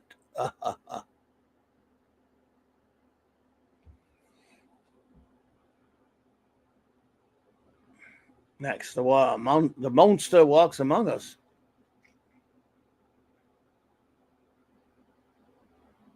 Wow, this covers, boy. Again, inked by John Verpoten. Verpoten.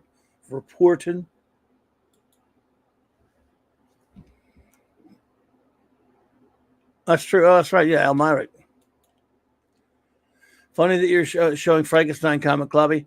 This past weekend, I had gotten both novelizations of it and Bram Stoker's Dracula at my local Barnes and Nobles. Oh, cool. Nice.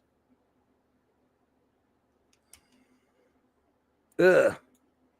Vinnie Coletta managed to destroy some of the stuff later. Yuck. That's a dang shame, isn't it?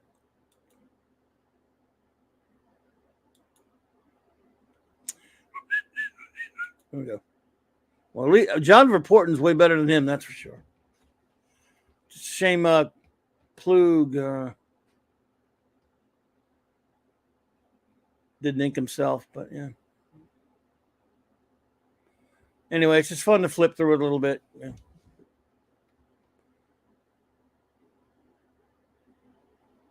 Of all those series, this probably had the best art of all their monster books.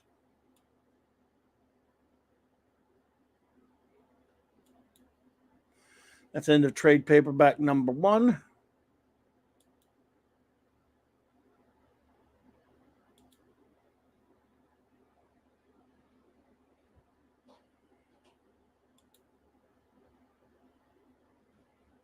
Partially.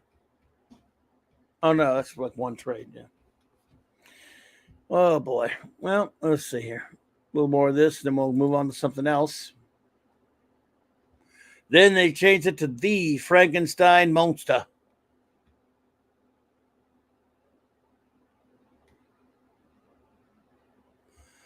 Plug, plot and art. Now this is full Plug right here, so this is nice. Oh, look at that. Look at that. That's fantastic. The monster. It says, I can't read that guy's name there. It says Mr. Presents. Oh, yeah. Funky Flashman presents the monkey of Frankenstein. No, not the monkey. The monster of Frankenstein. So it still had the title right there, even though they changed the title.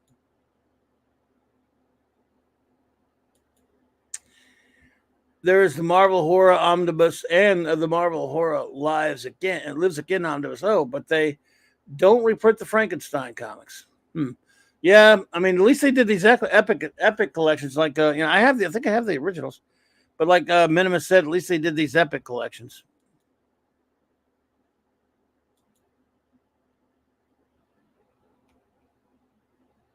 Nice.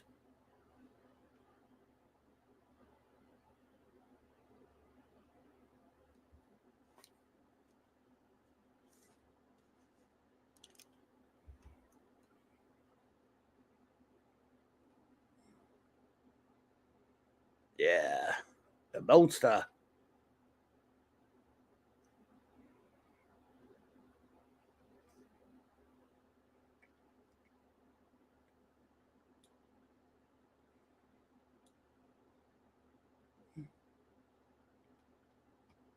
got a Spidey.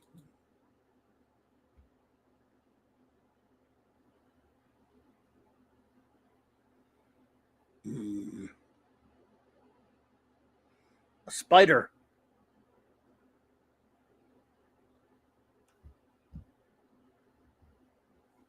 Yeah. Frankie Smash.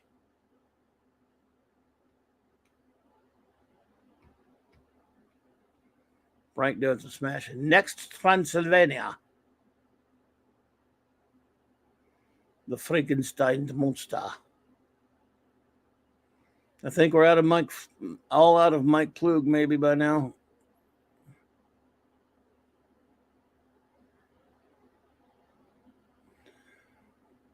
John Buscema. Well, that's not bad. Been a long time since I looked at this. Okay, you want a Ghost Rider? You got a Ghost Rider. Hang on a second here. Up in here. It is trick or treat. You said trick or treat. Hey, JT Kirk. Congrats on them Lions, buddy. Look at that. Nice win tonight. You guys, I was able to glance at it, and then you got to play less sloppy. It's a good thing it was against the Raiders and at home because got to play a little sloppy ball there, but they played tough and good job. Keep it up. There you go. All right then. So yeah, let's go to some We'll go to some Ghost Rider for you there, Doc Fortune. The other night, the boys and I on Nick's channel, reviewed a Ghost Rider comic. So let's see up in Let's see. Burp. Sorry.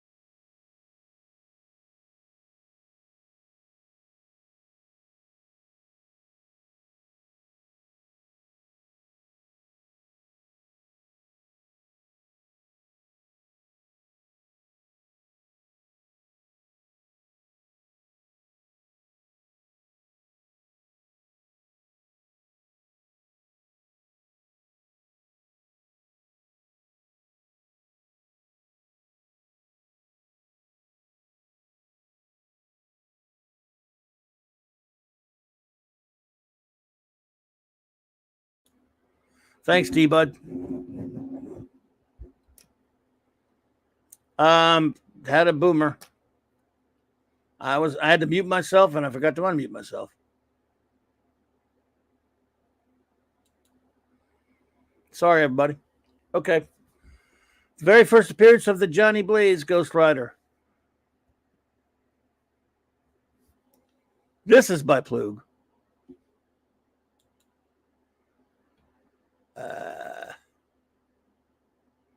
We reviewed this the other night with the boys, and it's drawn by Mike Plug. Not his finest work or anything, but hey, a pretty silly comic in a lot of ways. Some of this origin of Johnny Blaze, where it talks of how he grew up.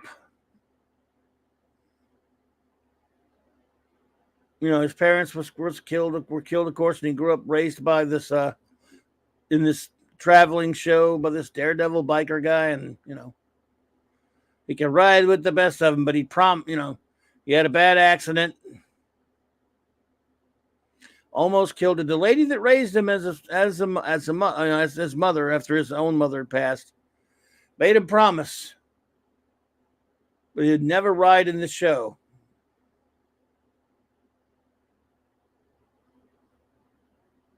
Made him promise. So when he started reviewing it, but he,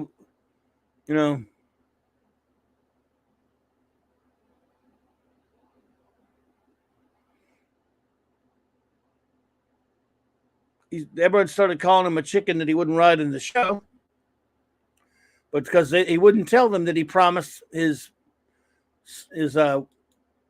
not his natural mother, but that mother that he wouldn't do it anymore.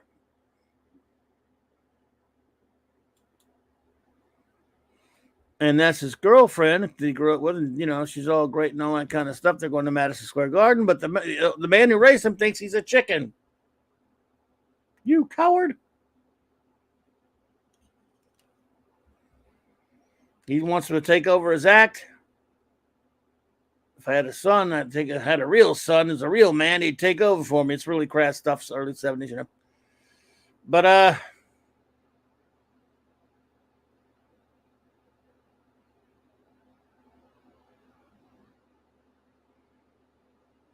he wants to get out of his vow. So because he made this vow,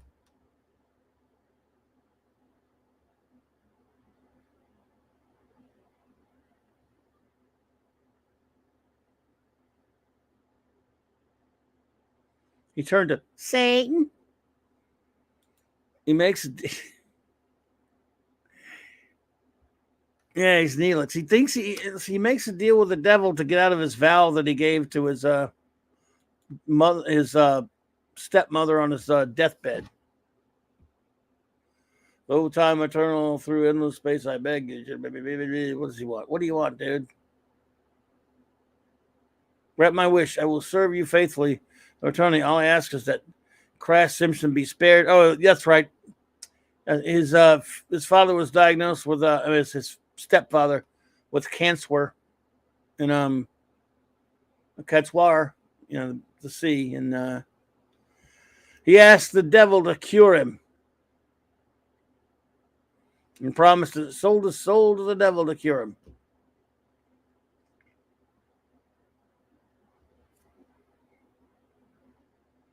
So he goes and rides. He goes to do an Evel Knievel jump over a zillion cars. And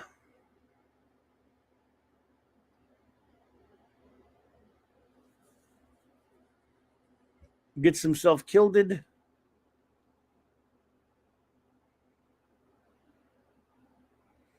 a panel I could have sworn Frank Robbins drew it for Plug on that one. Portents, I suppose.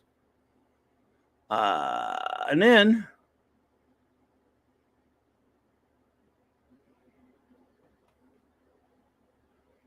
because of the devil, he gets turned into the Ghost Rider.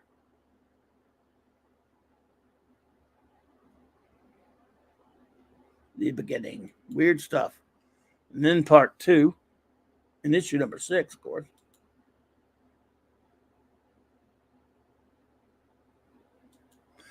He could just break the vow, but and he does finally do that. But he was basically wanted to made the deal with the devil to cure his the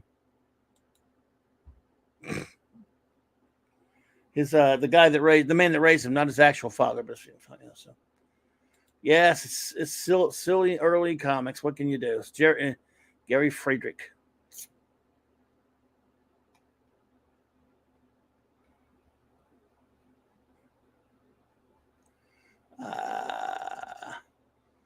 Plug with Frank Monty, maybe probably Frank Kier Monty inking him.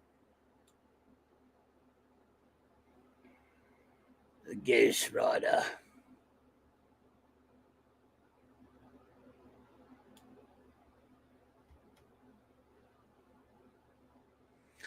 And there you have it, Johnny Blaze. Let's see how many issues were in Marvel feature.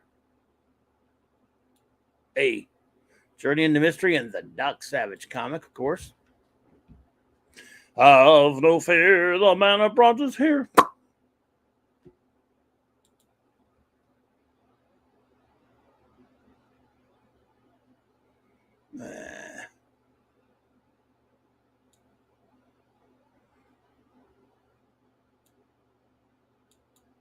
See what's in the next one. More Ghost Rider. Is he alive or dead? They Who Serve Satan is a Plug cover. Well, he did this. He did the art on this one as well. With Monty as inker. Not my favorite Plug stuff, but still good. It's Plug at least. It's better than Tom Sutton. I think it's better than Tom Sutton.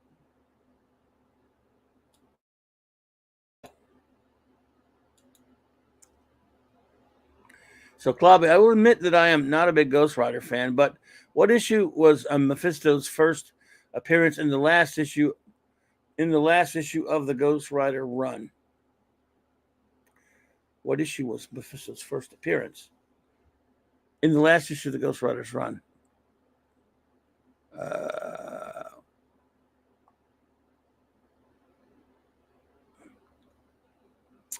trying to understand what you're saying. What issue? But what issue was Mephisto's first appearance?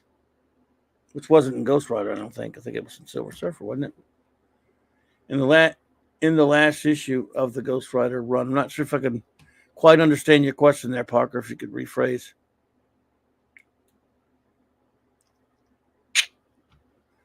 Where does Ghost Rider rank in the power spectrum? Who beats him? Oh, well, I mean, there are a lot of guys. And he's, that could beat him. You have no audio?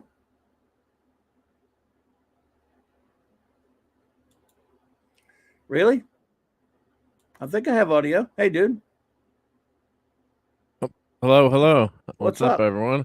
You hear me, Doing right? Good. Yeah, I can hear you good. Yeah. Doc, Doc has no audio? Huh, that's weird. I mean, a little while ago, I muted myself for a while by accident, but... You would never do that. You've been streaming for too long. No, I did it. I never mute myself. Thank you. They hear me. Yeah, You've never famous done last that. words. Yeah. So my first stream, I was muted for like the first 10 minutes till the great hair told me. Oh yeah, I've done it a few times. It's ridiculous.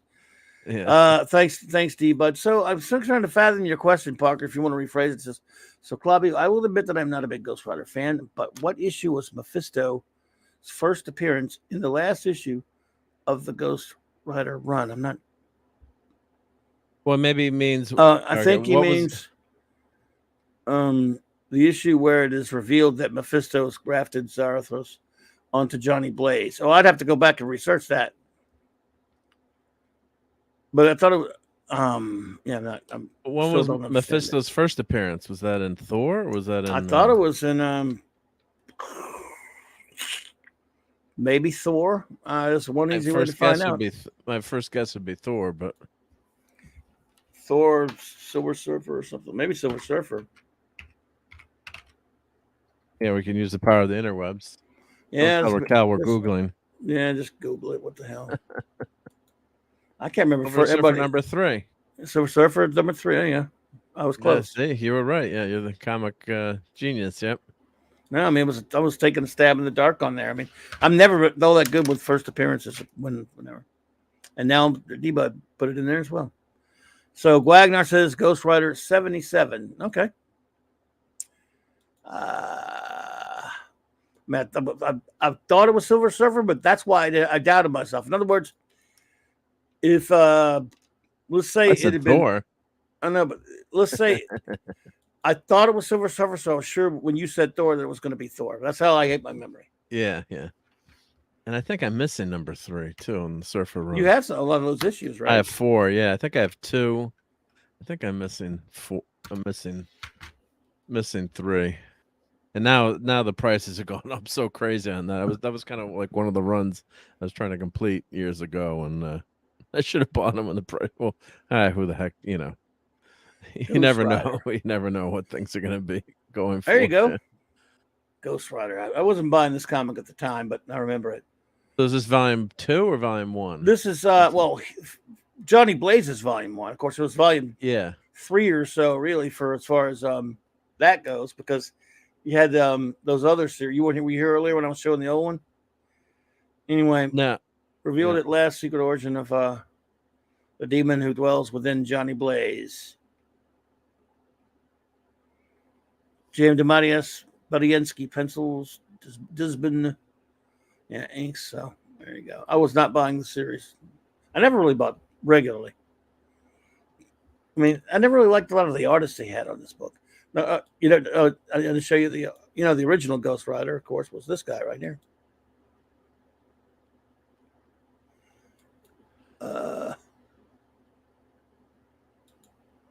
Did you start with a car first? Just kidding. Don't boot me out of the studio. They even put him in that stupid movie, didn't they? Yeah, they did. Well, yeah, I guess, yeah. Yep, no ghost drivers around here. On that, boy, that's drivel.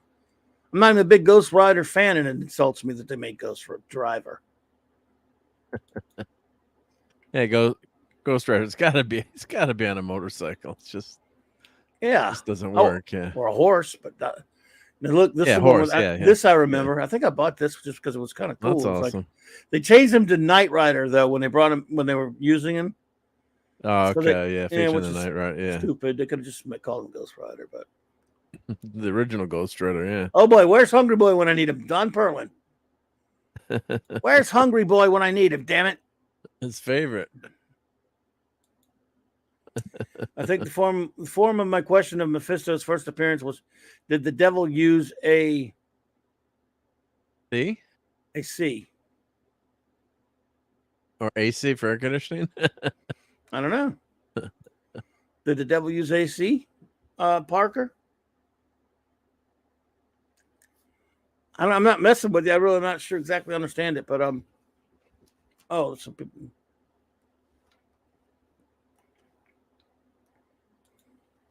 "81 issues." That's right. Could not be. There you go. It's considered volume 2. I guess because it's Marvel's first one. That one, there's 3 different. There's one later from that too, but in the 60s, that was but as far as when they were called Marvel. Okay. The first one was 1950. They were called Magazine Entertainment. That later became Atlas. Anyway, so Michael Fleischer was writing it. That's a weirdo boy. Oh man, was he something? There's some Don Perlin. Man, why can't Hungry Boy be here for this? Where are you? Yeah, come on, Hungry Boy. His favorite artist. Next time he shows up, I'm going to show him this because this was, I'm sorry, I agree. I don't like Perlin either. He's terrible. But I don't own Ghost Rider number 3. Drat. Well, that one went way up. The key. You mean Surfer? Yeah, Surfer 3. Yeah, Surfer 3. Yep. But the key issue collectors drove that way up, and now it's come back down since he never showed up in Loki or Wanda or. Yeah, everyone was speculating he was going to be in Loki and Wanda show, and then oops, no, he wasn't. Nope. Oh God! Like the form. Yeah. So what are you gonna do? Let's see. All right, another Halloween comic. Anyone want to throw one out there for me to look it up before we get out of here? Well, one of my all-time favorite was it was the best in the Treasury edition. It was the best of DC We did Volume that. 2. The Batman that tonight? 320. Yeah, Batman 237. Yep, and then the other one that was in that one was what was the? Let me grab it, or I'll just look. We did that one Oh, it's because just it was okay. no, I'm just throwing out ideas. Yeah, I missed Yeah. it. But what everyone think of that one? Oh, it was fun. See, that one has a tie-in with a couple of. There was we got started on this because we were talking about one. Someone threw out the comic Thor 207, which was a Halloween thing, and it had what it was 4 people. Oh, here we go. Let me fit. Sorry, Parker. I wasn't trying to mess you up, man. I meant my question. I meant by my question, how did the devil use Mephisto as the form of ghost? I got you now. Let's see. Anyone was the point of my question? Okay, how did he use them? Okay.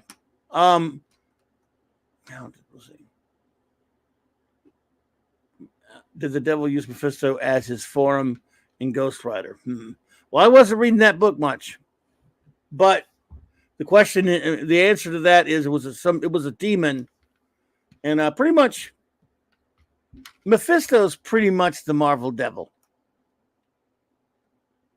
Yeah. Would you say that, D-Bud? So, yeah, I mean, Mephisto himself is pretty much the Marvel devil. I mean, they always just make him the basic one. Oliver Belamonte. Hey, how you doing there, bud? He says, my sister who resides in LA, California, told me that comic book shops like Jeffrey Comics and Heidi Ho Comics will be closing for good. She usually buys her Wonder Woman comics there. Oh, man. Yeah, pretty much like D-Bud says, yeah, Mephisto is the devil for Marvel, pretty much. So.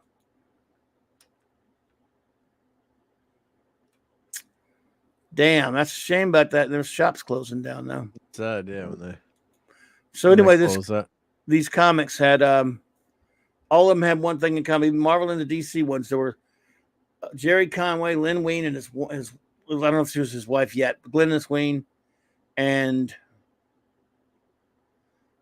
Steve Englehart were all running around, going to these Hollywood parades and stuff like that. They went to that. They went to that same place Batman went. They were in that comic. They were in Thor 207. They were in Justice League 103. And they were at Amazing Adventures 16. We looked at all those. Nice. So they were jumping from company to company. It was Mephisto in the guise of Satan bonded Johnny to the demon Zarathos to create Ghost Rider. Thank you. Could not be reached for the comment. I didn't read Ghost Rider a lot. We reviewed the first issue last week. Just never was my bag, really. You know what also wasn't my bag? This. Look at this Punisher Ghost Rider stuff. But people say it's pretty funny. Did you read that? I don't think I read that. No, I didn't read that. That's enough of that nonsense. Yeah. So what comic you talking about? Oh, there was also the Demon within that Treasury edition. I'm trying to find out the name of that. Yeah, so it was DC Treasury edition. You mean DC Volume 1? Was DC? Well, they call it Best of DC.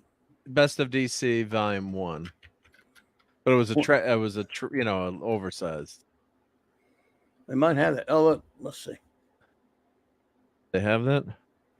They probably do. No, they probably don't. They have one of the Blue Ribbon Digests. It's about it.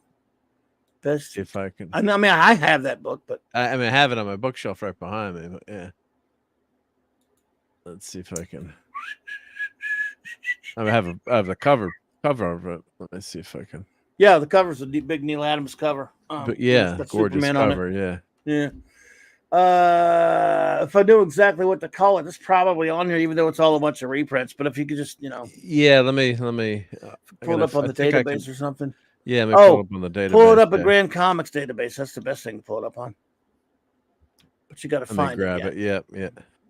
Because it had a weird name when I was trying to. It'll tell you all the stories. Enter into the collection. Yeah, it was like Best of DC Comics tabloid or something maybe. Because we can way we can track down the comic that it was originally printed in. Yeah, because they called it something. Something different. So it was actually number C. It's actually the C56 is the number actually they go by. I was looking it up here. If I can see it, I can find it. Limited collector's edition. That's right, limited collector's edition. Presents the Best of DC Volume 1. Demon Within, Batman, Superman, Flash, Dirty Job Volume number C52, 1977. So it's limited. Yeah, it might be one of those things where it's like, if you look. There it is. There's the cover. Okay. Let me find the. I'll just find something to go off of. I can enter a search on there, and I'll find it. I think I have it in my.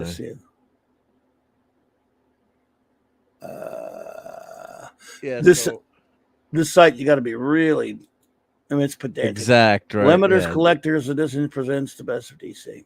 I probably have to enter all of that. Let's see. Limited.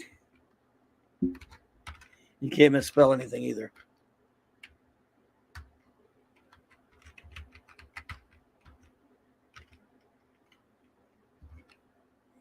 Limited Collector's Edition.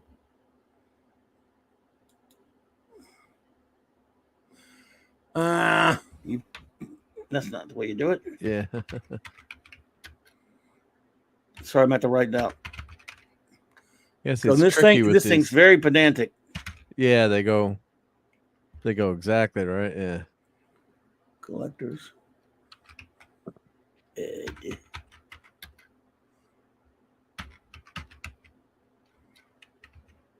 I finally found it in my database comic book program, not too, but yeah.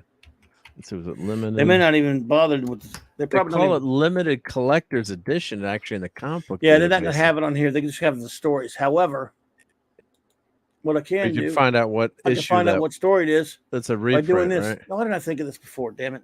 I'm such an idiot. See, we're gonna just go to the GCD. It has all the answers to everything. There we go. Right, yeah.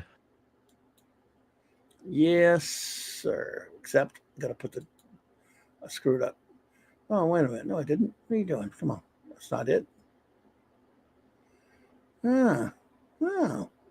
Superstitious, eh? Famous first edition.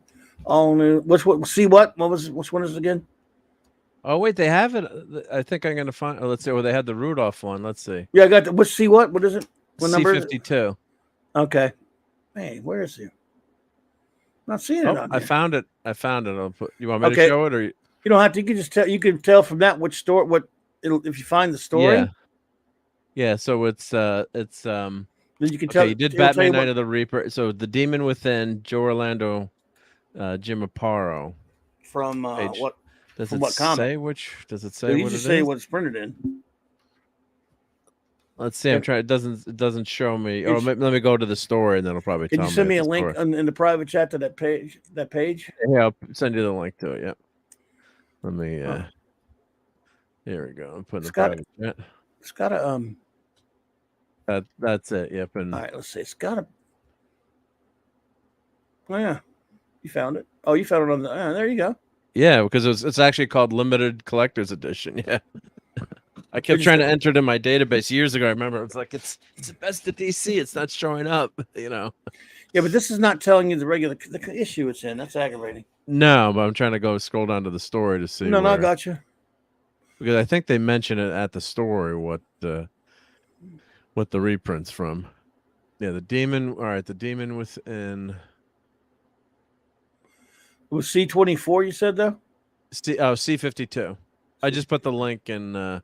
I know, but I want to check something on the database, right? Database, right? Let's see. Neither Demon Within is from House of Mystery. No, it didn't. Yeah, it is. It's from House of Mystery number 201 from 1971. Joe Orlando, Jim Aparo, right? Yeah. Okay. Yep. So it's House of Mystery. Now I could find it. Just House of Mystery 201. Yeah. I'm just going to pull up House of Mystery. So we just do there we go. So you don't That's have what I to, needed to know. Yeah. Yeah. Yeah. God, ram it. Yeah. This was a comic you liked, a Halloween comic you liked? Oh God, yeah. Well, that was one of the first comics I actually got. Looking it up, and because I know the timeline. So when this was published, so I just remember, yeah, that Batman story, was scary, and then the art was just so amazing. And then also the last days of Superman, where Superman thinks he's dying, and that blew me away as a kid. I'm like, Superman can't die. What's going on? Let me see. That was a great story too. It's 202, right? 201. 201. Okay. Yeah. Where are you? I think I said 202. It's 201. Okay, I got it. 201. Yep.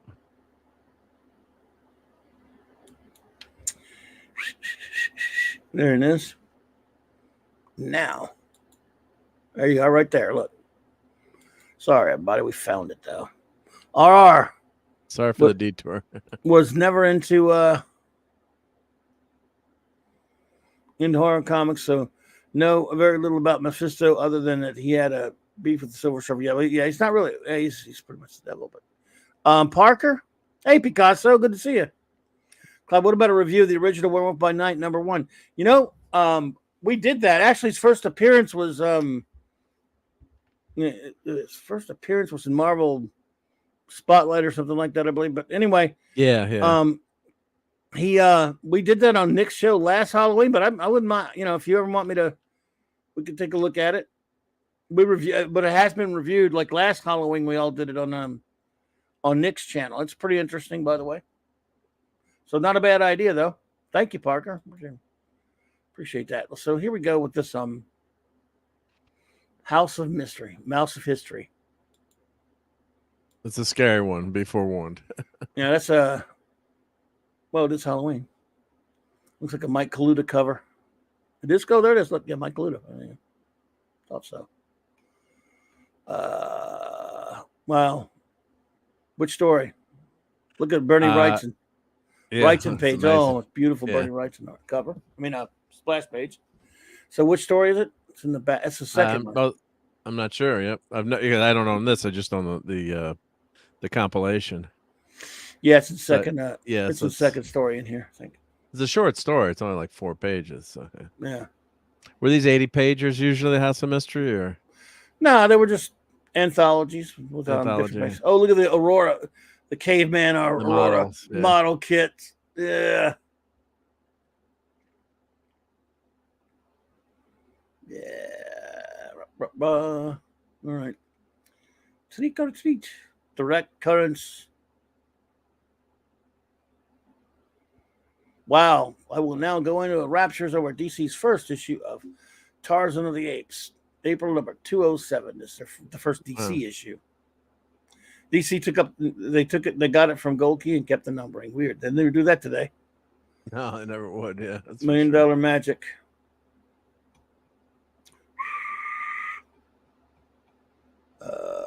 All right. Shit. Whoa, Sergio Rodriguez. It's in here somewhere. You sure it's not 202? Well, they were telling me it's I'm looking at an article, The Demon from the House of Mystery 2001. Yep. Let's see. That's it. Yeah, there it goes. Yep, there it is. Yep. Oh, yeah. Look at that page just freaked me out so much as a kid. Jim Aparo doing a horror comic is whoa. I mean, can't get much scarier than that. Here we go with Kane. The history of man is the history of magic, but whatever forces man does not understand, he fears, and therefore he reasons he must destroy the force, lest it destroys him. Says Kane. They always had been introduced by Kane, Kane and He's like Never the usually, crypt keeper, yeah. basically, right? Yeah. Cain would kill Abel. Yep. Joe Orlando, who worked for EC Comics, so it figures, right? John Albano, who co-created Jonah Hex. Weird seeing Jim apart. It was sort of, I guess, but cool. Yeah, but look how scary that art is. I mean, Yeah. and picture that as a 10-year-old kid Eek. reading that too. So Mother save me. 9-year-old kid. Yeah. So it just jumped out there and giggling insanely lumbers towards the stairway. And suddenly, mother, there's Daddy. It's appeared from out of nowhere, Gary. It's heading toward little Gary's room. Then, hi, Dad. What's everybody looking for? Can you see it? You must have seen. Oh, man. Uh-oh. Tee. Gary, was it you? Were you playing a trick on your mother and Kathy? Wearing a mask and pretending? I didn't use a mask, Dad. It's magic. I'm magic. Watch, I'll show you. Oh, yeah. Oh. And while both his parents and sisters stare in horrified amazement, a small, handsome boy contours his childish facial and body muscles into a gruesome abnormality. Yaggle. Following morning, wow, really? Yeah. What the hell? Impossible to sleep last night and thinking about that horrid trick little Gary is able to perform. What the? Yeah, it's no big deal. They just went back to sleep after that. Yeah. Impossible to sleep, you think? Morning, everybody. Good morning, everybody. Just says like that. Nothing happened. Hush, Kathy. I'll handle this. Gary, the strange magic you have, I want you to promise never to use it again. You understand, little whippersnapper? Imagine the insufferable embarrassment it would cause me if anyone were able to discover my son was an oddity. Oddity. It's such fun, and I never really hurt anybody. I just scare the daylights out of. Gary, you will discontinue this practice entirely. Wow, no biggie. Yeah. He'd better. My friends wouldn't find his trick the least bit amusing. They might even think there was something wrong with me for having such a kooky brother. Now remember what I told you, son. Yes, Dad. He's going to eat their faces, right? Yeah. But for an empty 7-year-old boy whose mind is filled with excitement and fun, a promise is seldom a sacred commitment. There's the same afternoon at school. Eek, help. We're going to taking a test. Yeah. Yeah. And soon after, we called you immediately, Mrs. Winters, because none of the school staff. All right, so they're all pissed off at him. We got that. Now, wow, just wait. Your father, how you disgraced us, you little twerp. Stop changing into a monster. That's right, dear. I've never felt so humiliated in all my life. Eek, Gary. They did it again. He's turned into some kind of demon. Yep. Following Mulder morning, and Scully better be called on this one. They might, yeah. All right, Mother, no one's around, Daddy, for the car to go. What are they doing? Where are you taking me, Mom? Be still, Gary. Oh, wow. Don't tell me. Going to give me away to someone because I was naughty? Naughty, he says. What an understatement. Our prominence, our respectability, our entire standing in this town could be lost if we don't act now. Well, they're taking him somewhere for help, right? Yeah. And later, Yep. take him to the hospital. I need a week to study the boy. Blah, blah, blah. Of course, doctor, you can keep him for a year. Right? I mean, sure. It was his parents' decision to shock therapy didn't work, so they insisted on lobotomy. Yeah, that's legal. That was legal back then, yeah. The powers by which the child has been able to transform himself into a monster come from his brain. Therefore, wow, what a monster biker. Yes. Such a lovely cultured family. The Kennedys did that to their daughter, remember, back in the 50s. Yeah. Yeah, I guess I could do that back then. Yeah. Well, let's see. It is Halloween after all, folks. Scary, scary. Indeed, excellent stock. Mr. and Mrs. Winters are truly credit to the community. Even their children are models of good behavior, especially their little boy. Ooh, wow, they lobotomized him. Yeah, that was really, really rough to read. Jesus Christ. Yeah. Oh, well, it all turned out in the end. It all Turned turned out. out not so well in the end. Yeah. Not for him. But the art in that the monster that type gremlin troll Oh, yeah. orc. I mean, just I mean that made an impression on me. I never forgot that story reading that, and that's only what 6 pages or what is it? It's not that 1, 2, 3, 4, 5, 6, 7 7 pages. page, 7 pages, right? But I never forgot that, and always scared the crap. I mean, of course, it's when you're reading something as a younger kid, but it was just, and I guess the subliminal message is listen to your parents, you get lobotomized. Yeah. I wonder Yeah. what year was that out originally? Did they say? Yeah, this was, well, there's number 200 I was looking at. This is 1972. So, yeah, that was 72. Okay. 1972. Yeah. Yeah. Yeah. I never bought House of Mystery. I mean, I'd flip it in the store like a lot of comics that I didn't buy because it wasn't superheroes. I was a superhero nut. Yeah. But I love that another Mike Kaluta cover there. Man, his covers were crazy. I saw he made a living back then doing covers. Wow. Neil Adams cover. Yeah. Wow. Still going back. I'm I mean, backtracking a little bit. Well, I mean, I had a few of them that my grandfather would get me, but it was great to read during Halloween. That's for sure. Yeah. Yep. Let's see. Oh, yeah. Someone said that. Let me find Marvel's Star Trek comic for a minute. Someone said Dracula was in one of the issues. They did have sort of a Dracula in one issue. 4, they said? Yeah. Halloween issue of Star Trek, Marvel Star Trek, folks.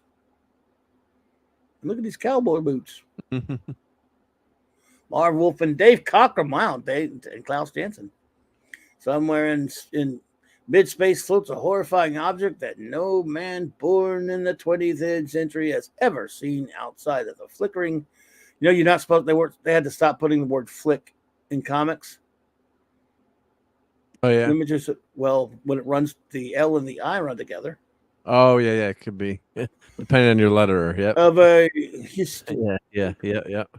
Yet the Nightmare said the haunting of Thallus. This is like their cat's paw, I guess. I don't think I've read this since it came out. Jeez. I don't think Vince Coletta ever inked Mike Kaluta. I got it, Gwag. Let's take a look. And then we'll get out of here. Yet the Nightmare stands solid and as real as the terror that inexplicably invades this star-spanning enterprise. But before Captain James T. Kirk could successfully exorcise that deadly threat, he and his crew must first become the unwilling victims of the haunting of Thallus, I guess. Look at that. It's a haunted house in space. That's pretty cool. I like the Enterprise looks good right Yeah, there. right. Where's the cat's paw when you need them? Yep. Captain's log start date 7416.2 hike. One day I'll stop saying hike after Captain's log. You know why I do that? Because Why? Mad Magazine did it. Oh, okay. So Captain's log, whatever hike. I'm so ridiculous. Our shakedown mission having proven successful, Mr. Spock and I have been ordered to appear before Admiral Fitzpatrick for our first new assignment. All the way back to Earth, huh? Admiral, Yep. I reiterate the Enterprise is not a prison ship. You don't need us. What? I'm afraid we do, Jim. Thallus' proximity to Klingon border makes it imperative we send a starship. You're elected.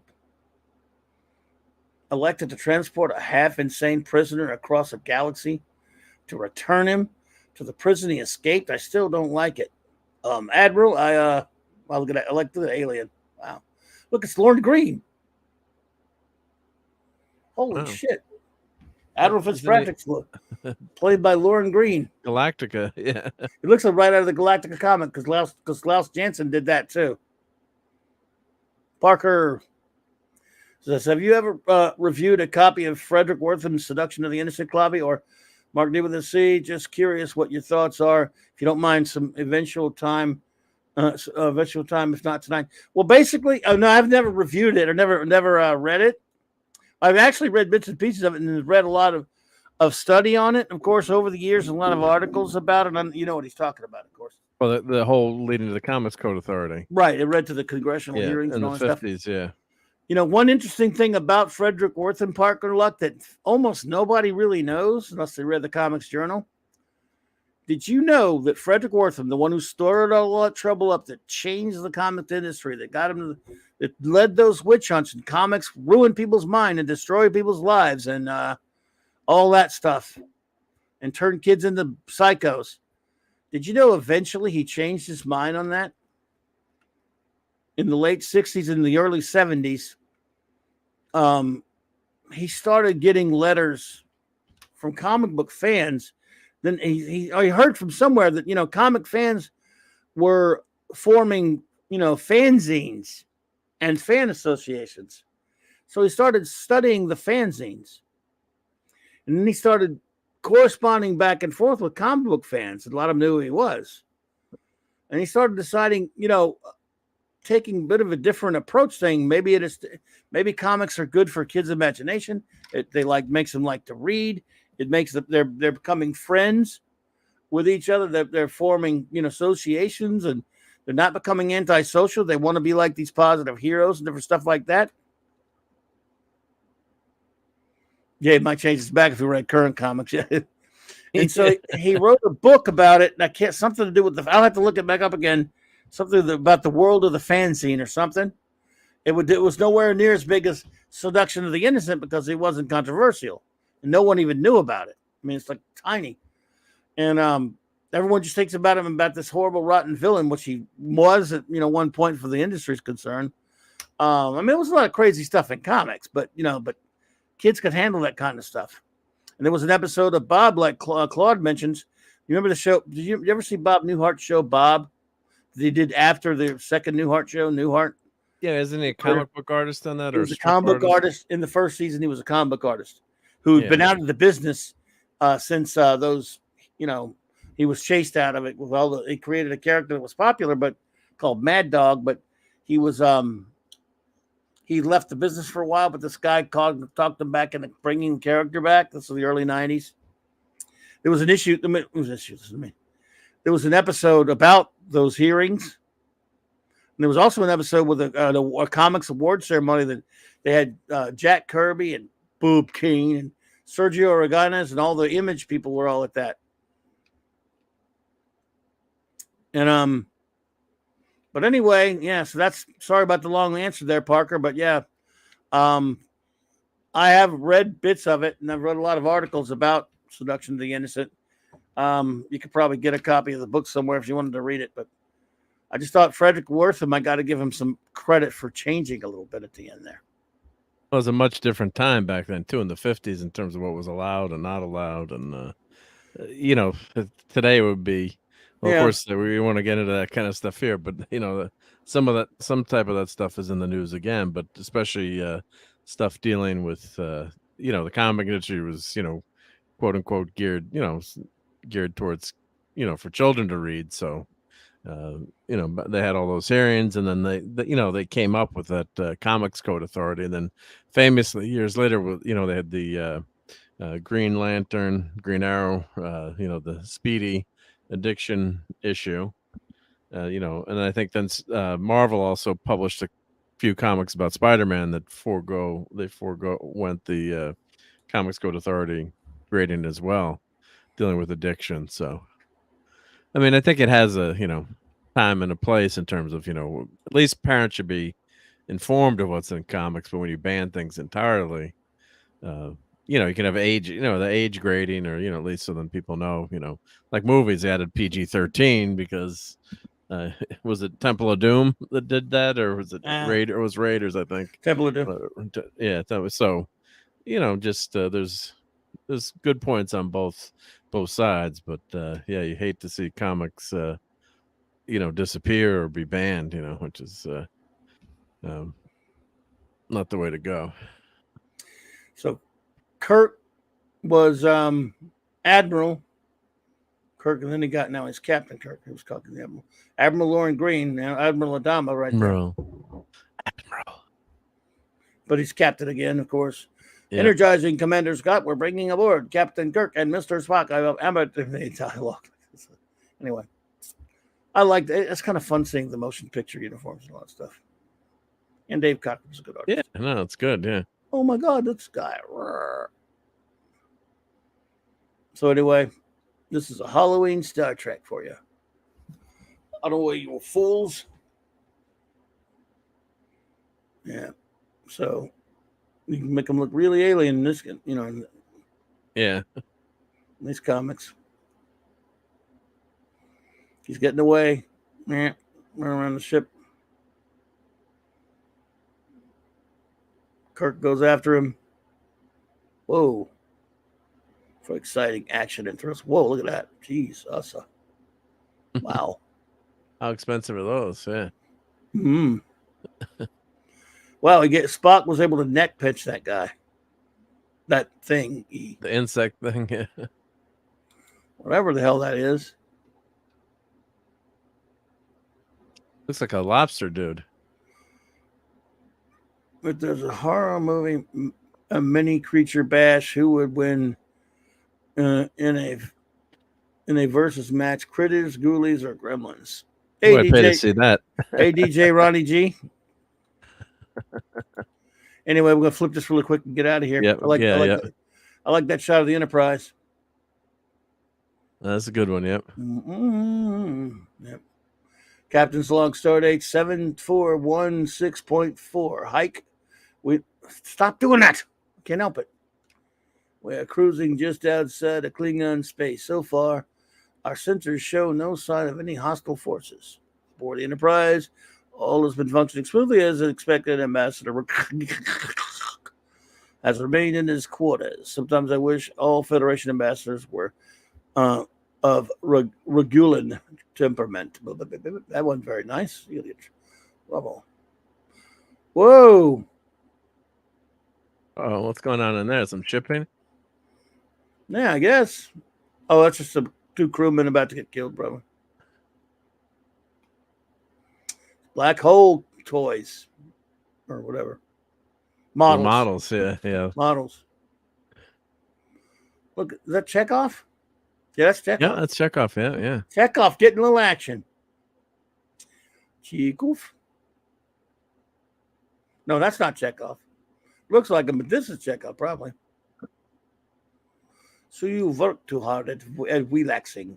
I've always wondered, because I remember reading this even back then. Sulu, you work too hard at relaxing. What?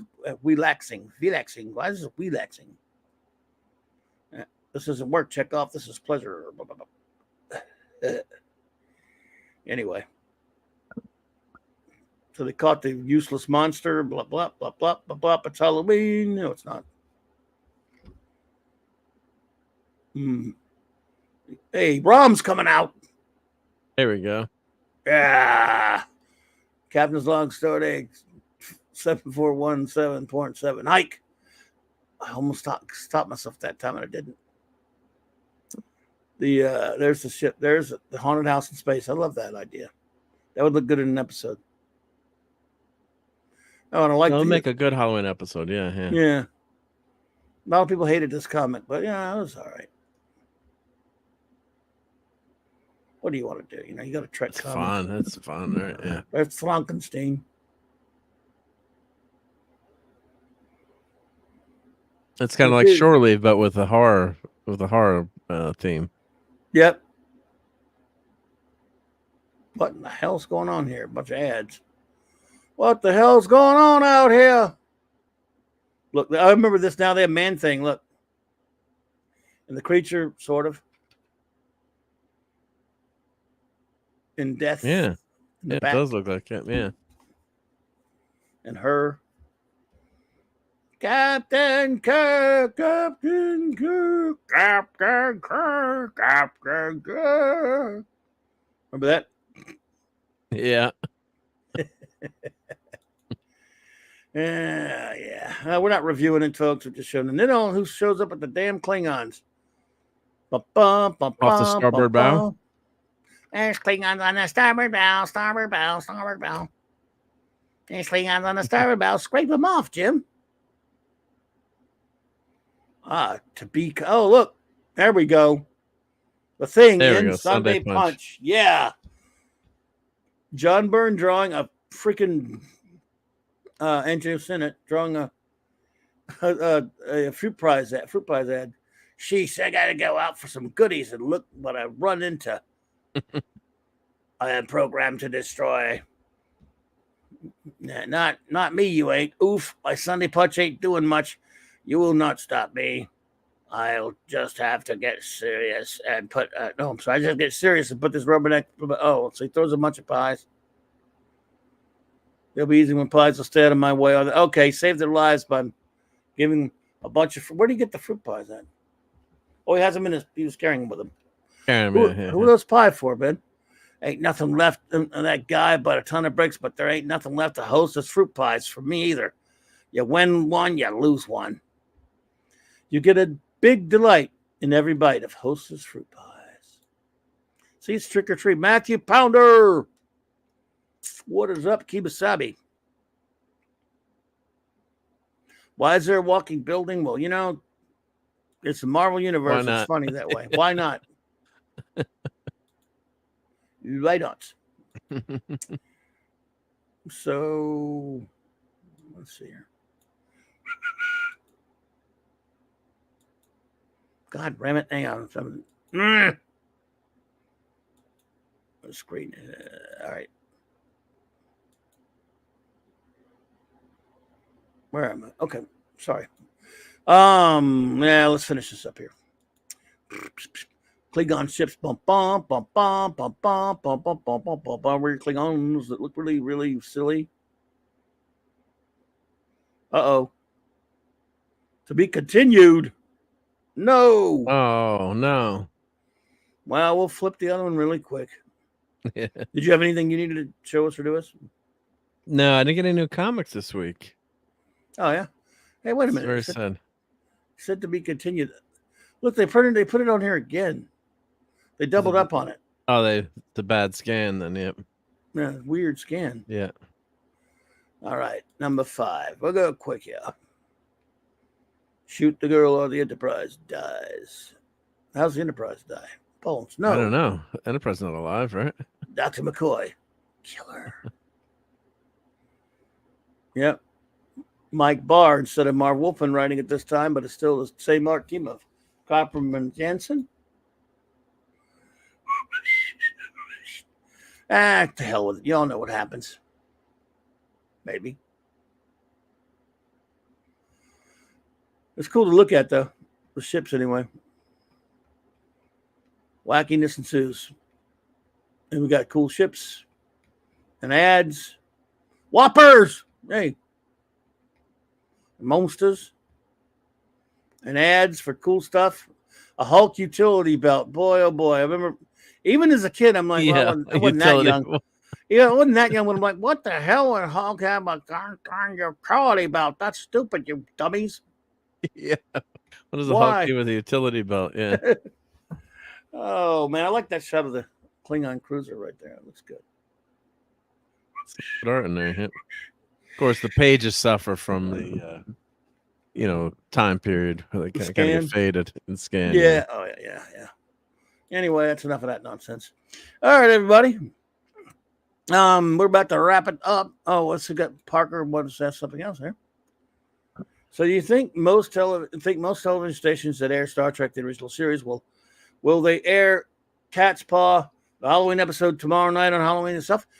It could be. I'm sure MeTV probably will or something. I don't know. I don't have MeTV. I wish I did.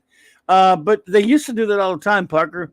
Anyone who is showing it in syndicated, if the channels even do that anymore, like local channels, I guess they. I mean, I know they used to do it all the time. They would, put for the Christmas specials would all be out during Christmas or Halloween episodes, especially. But nowadays, I'm so we're so spoiled with streaming. Just streaming on demand. If you want to watch Star Trek, but that's a great idea to watch watch Cat's Paw, but I wonder if they would.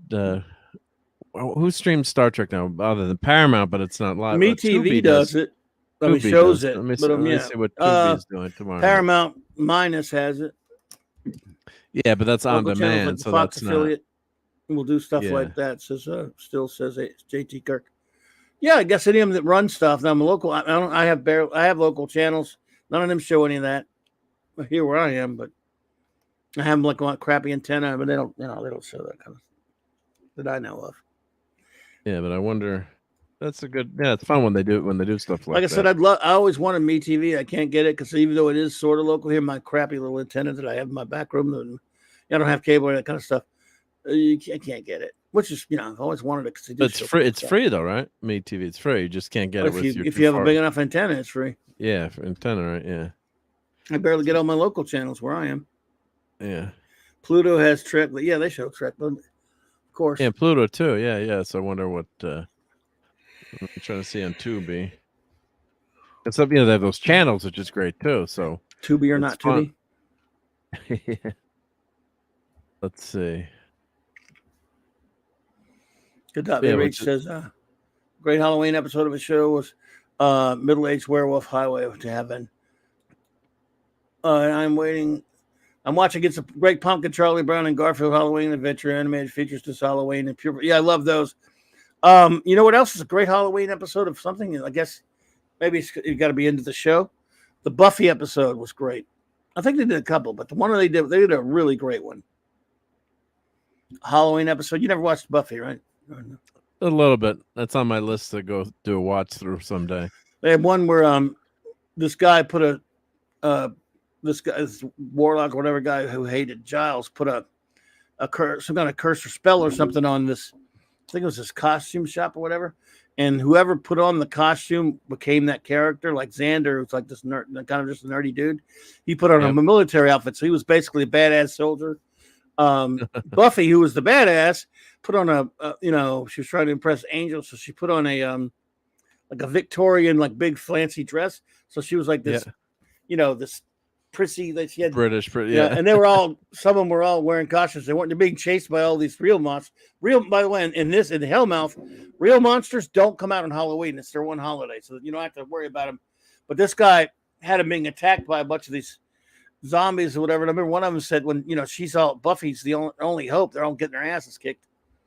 And one of them said, Cordelia said, why couldn't she gone to this year? Why couldn't she dressed up as Cena? Yeah.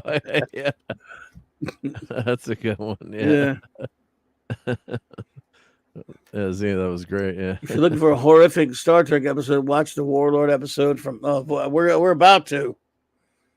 We watched some horrific ones last week.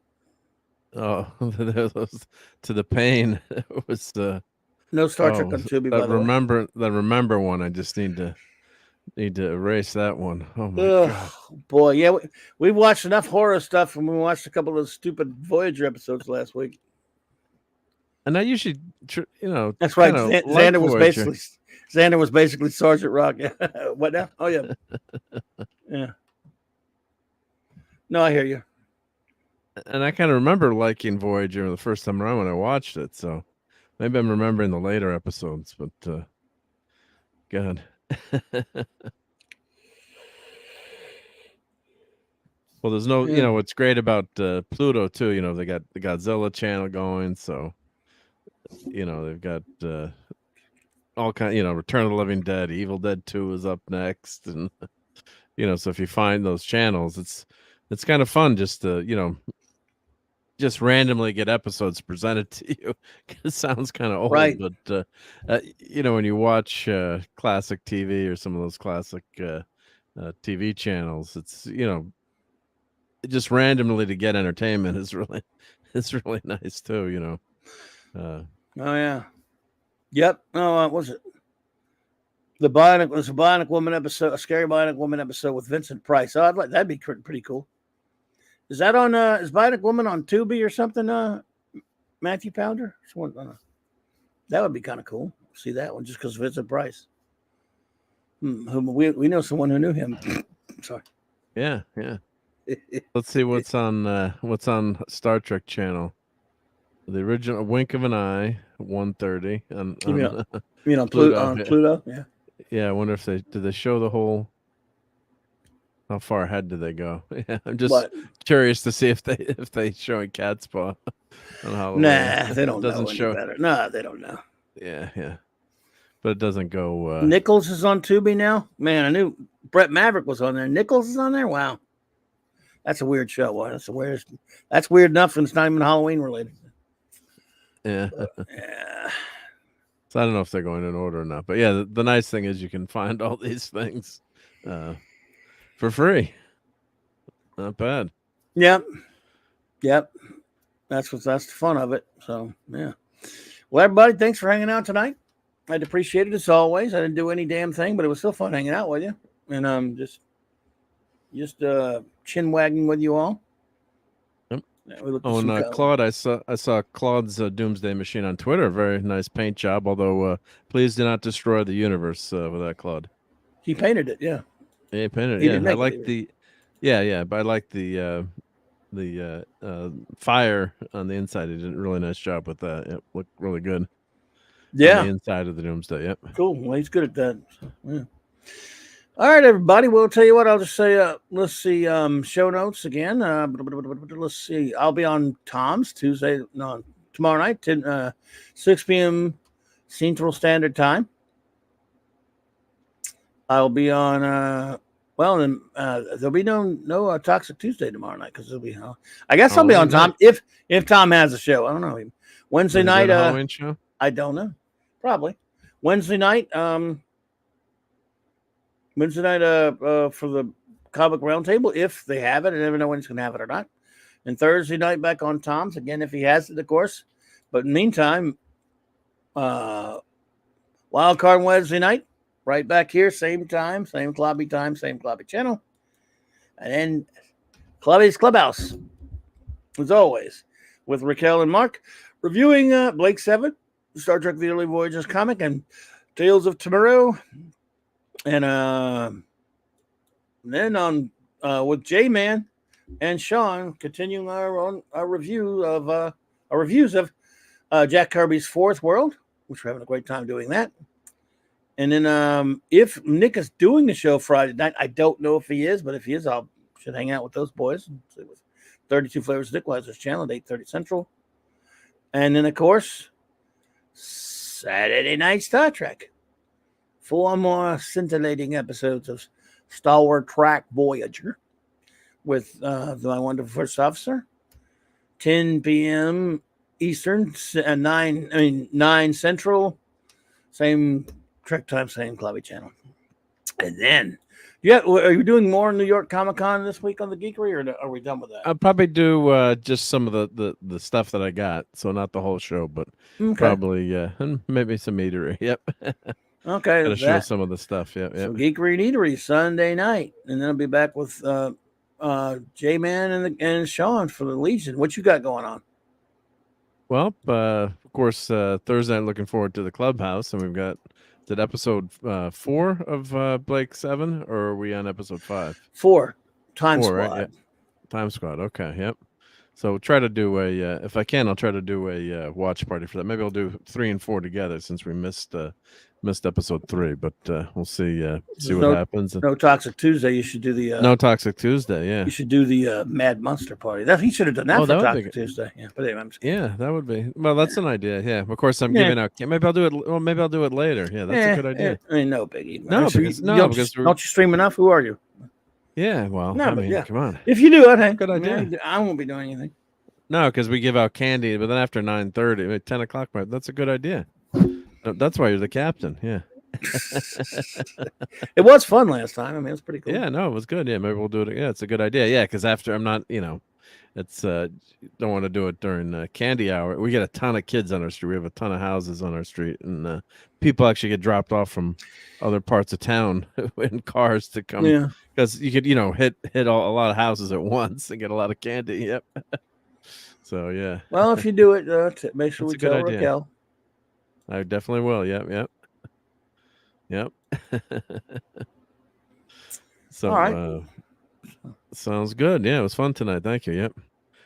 Claude is going to destroy a squirrel nest in his backyard. Come on. That's not very Gotta nice. have more fun. Yeah. I know it's Halloween, but Yeah.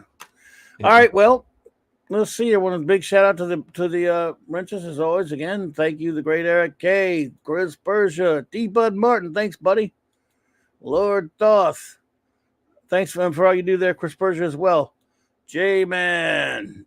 Gasp. Super KLL, Maddie's daddy, who popped in earlier. Fanny Outsidey. Thanks, buddy. Hungry Boy and Maximum Rudstone. And of course, the chief engineer. And anyone out there lurking and out there watching on a download or whatever, I want to thank you for it. Really do appreciate it. But I guess we're going to run out here now. Thank you all who were here with the chat. In the chat, JT Kirk. Again, congrats to your Lions there, buddy. DJ Ronnie G. Looking good tonight. Yeah. Well, they were pretty clumsy, man. They got to guard the football better. Glad you were playing the Raiders, but hey, it was they look really good though. Seriously. Parker Luck, thank you. Oliver Belamonte, Doc Fortune. Could not be reached for further comment. Guagnar, DJ Ronnie G. Let's see. A few more were here, I think. Oliver Belamonte. I think I got everybody because there weren't not a lot of them here tonight. Oh, Picasso. And I think that is. Oh, Penny was here earlier, but she had to leave. I think Adrian James was here tonight. RRTNZ, thank you. Ironhide was here. I think that's about it. I think that is. Keely Chow was here. Sorry about that. Keely rolled. Right, Larry. Hey, Larry was here. Shield of Megatron was here. Thank you so much. Susan Eckstein stopped by as well. Jack's Mama McC. Thank you, my dear. Hope you're doing well out there. And good luck to you and your family. I hope you're all having a good one. Just Joe, the Jobber man, popped in. Good to see you, Jobber. Brogu was here, and fellow one from my own hometown. And FKHC 2005. That's everybody. Thank you all so much, my friends, for hanging out with me tonight. Appreciate it.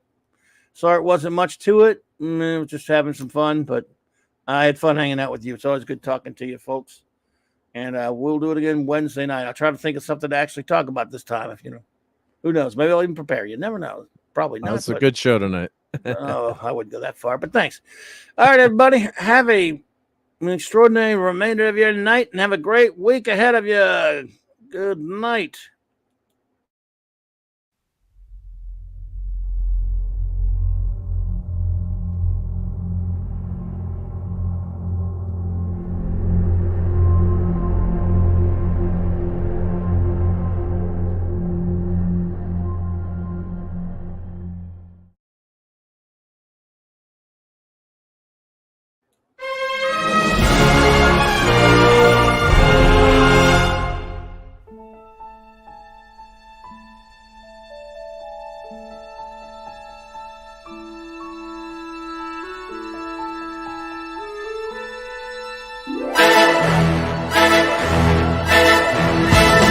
Clobberin time.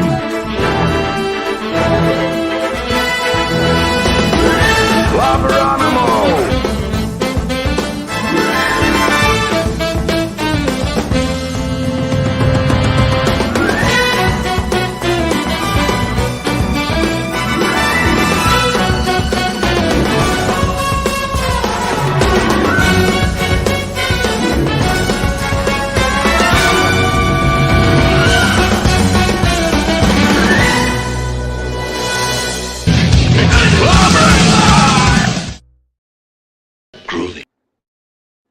Come get some. Groovy. I just love clobberin time.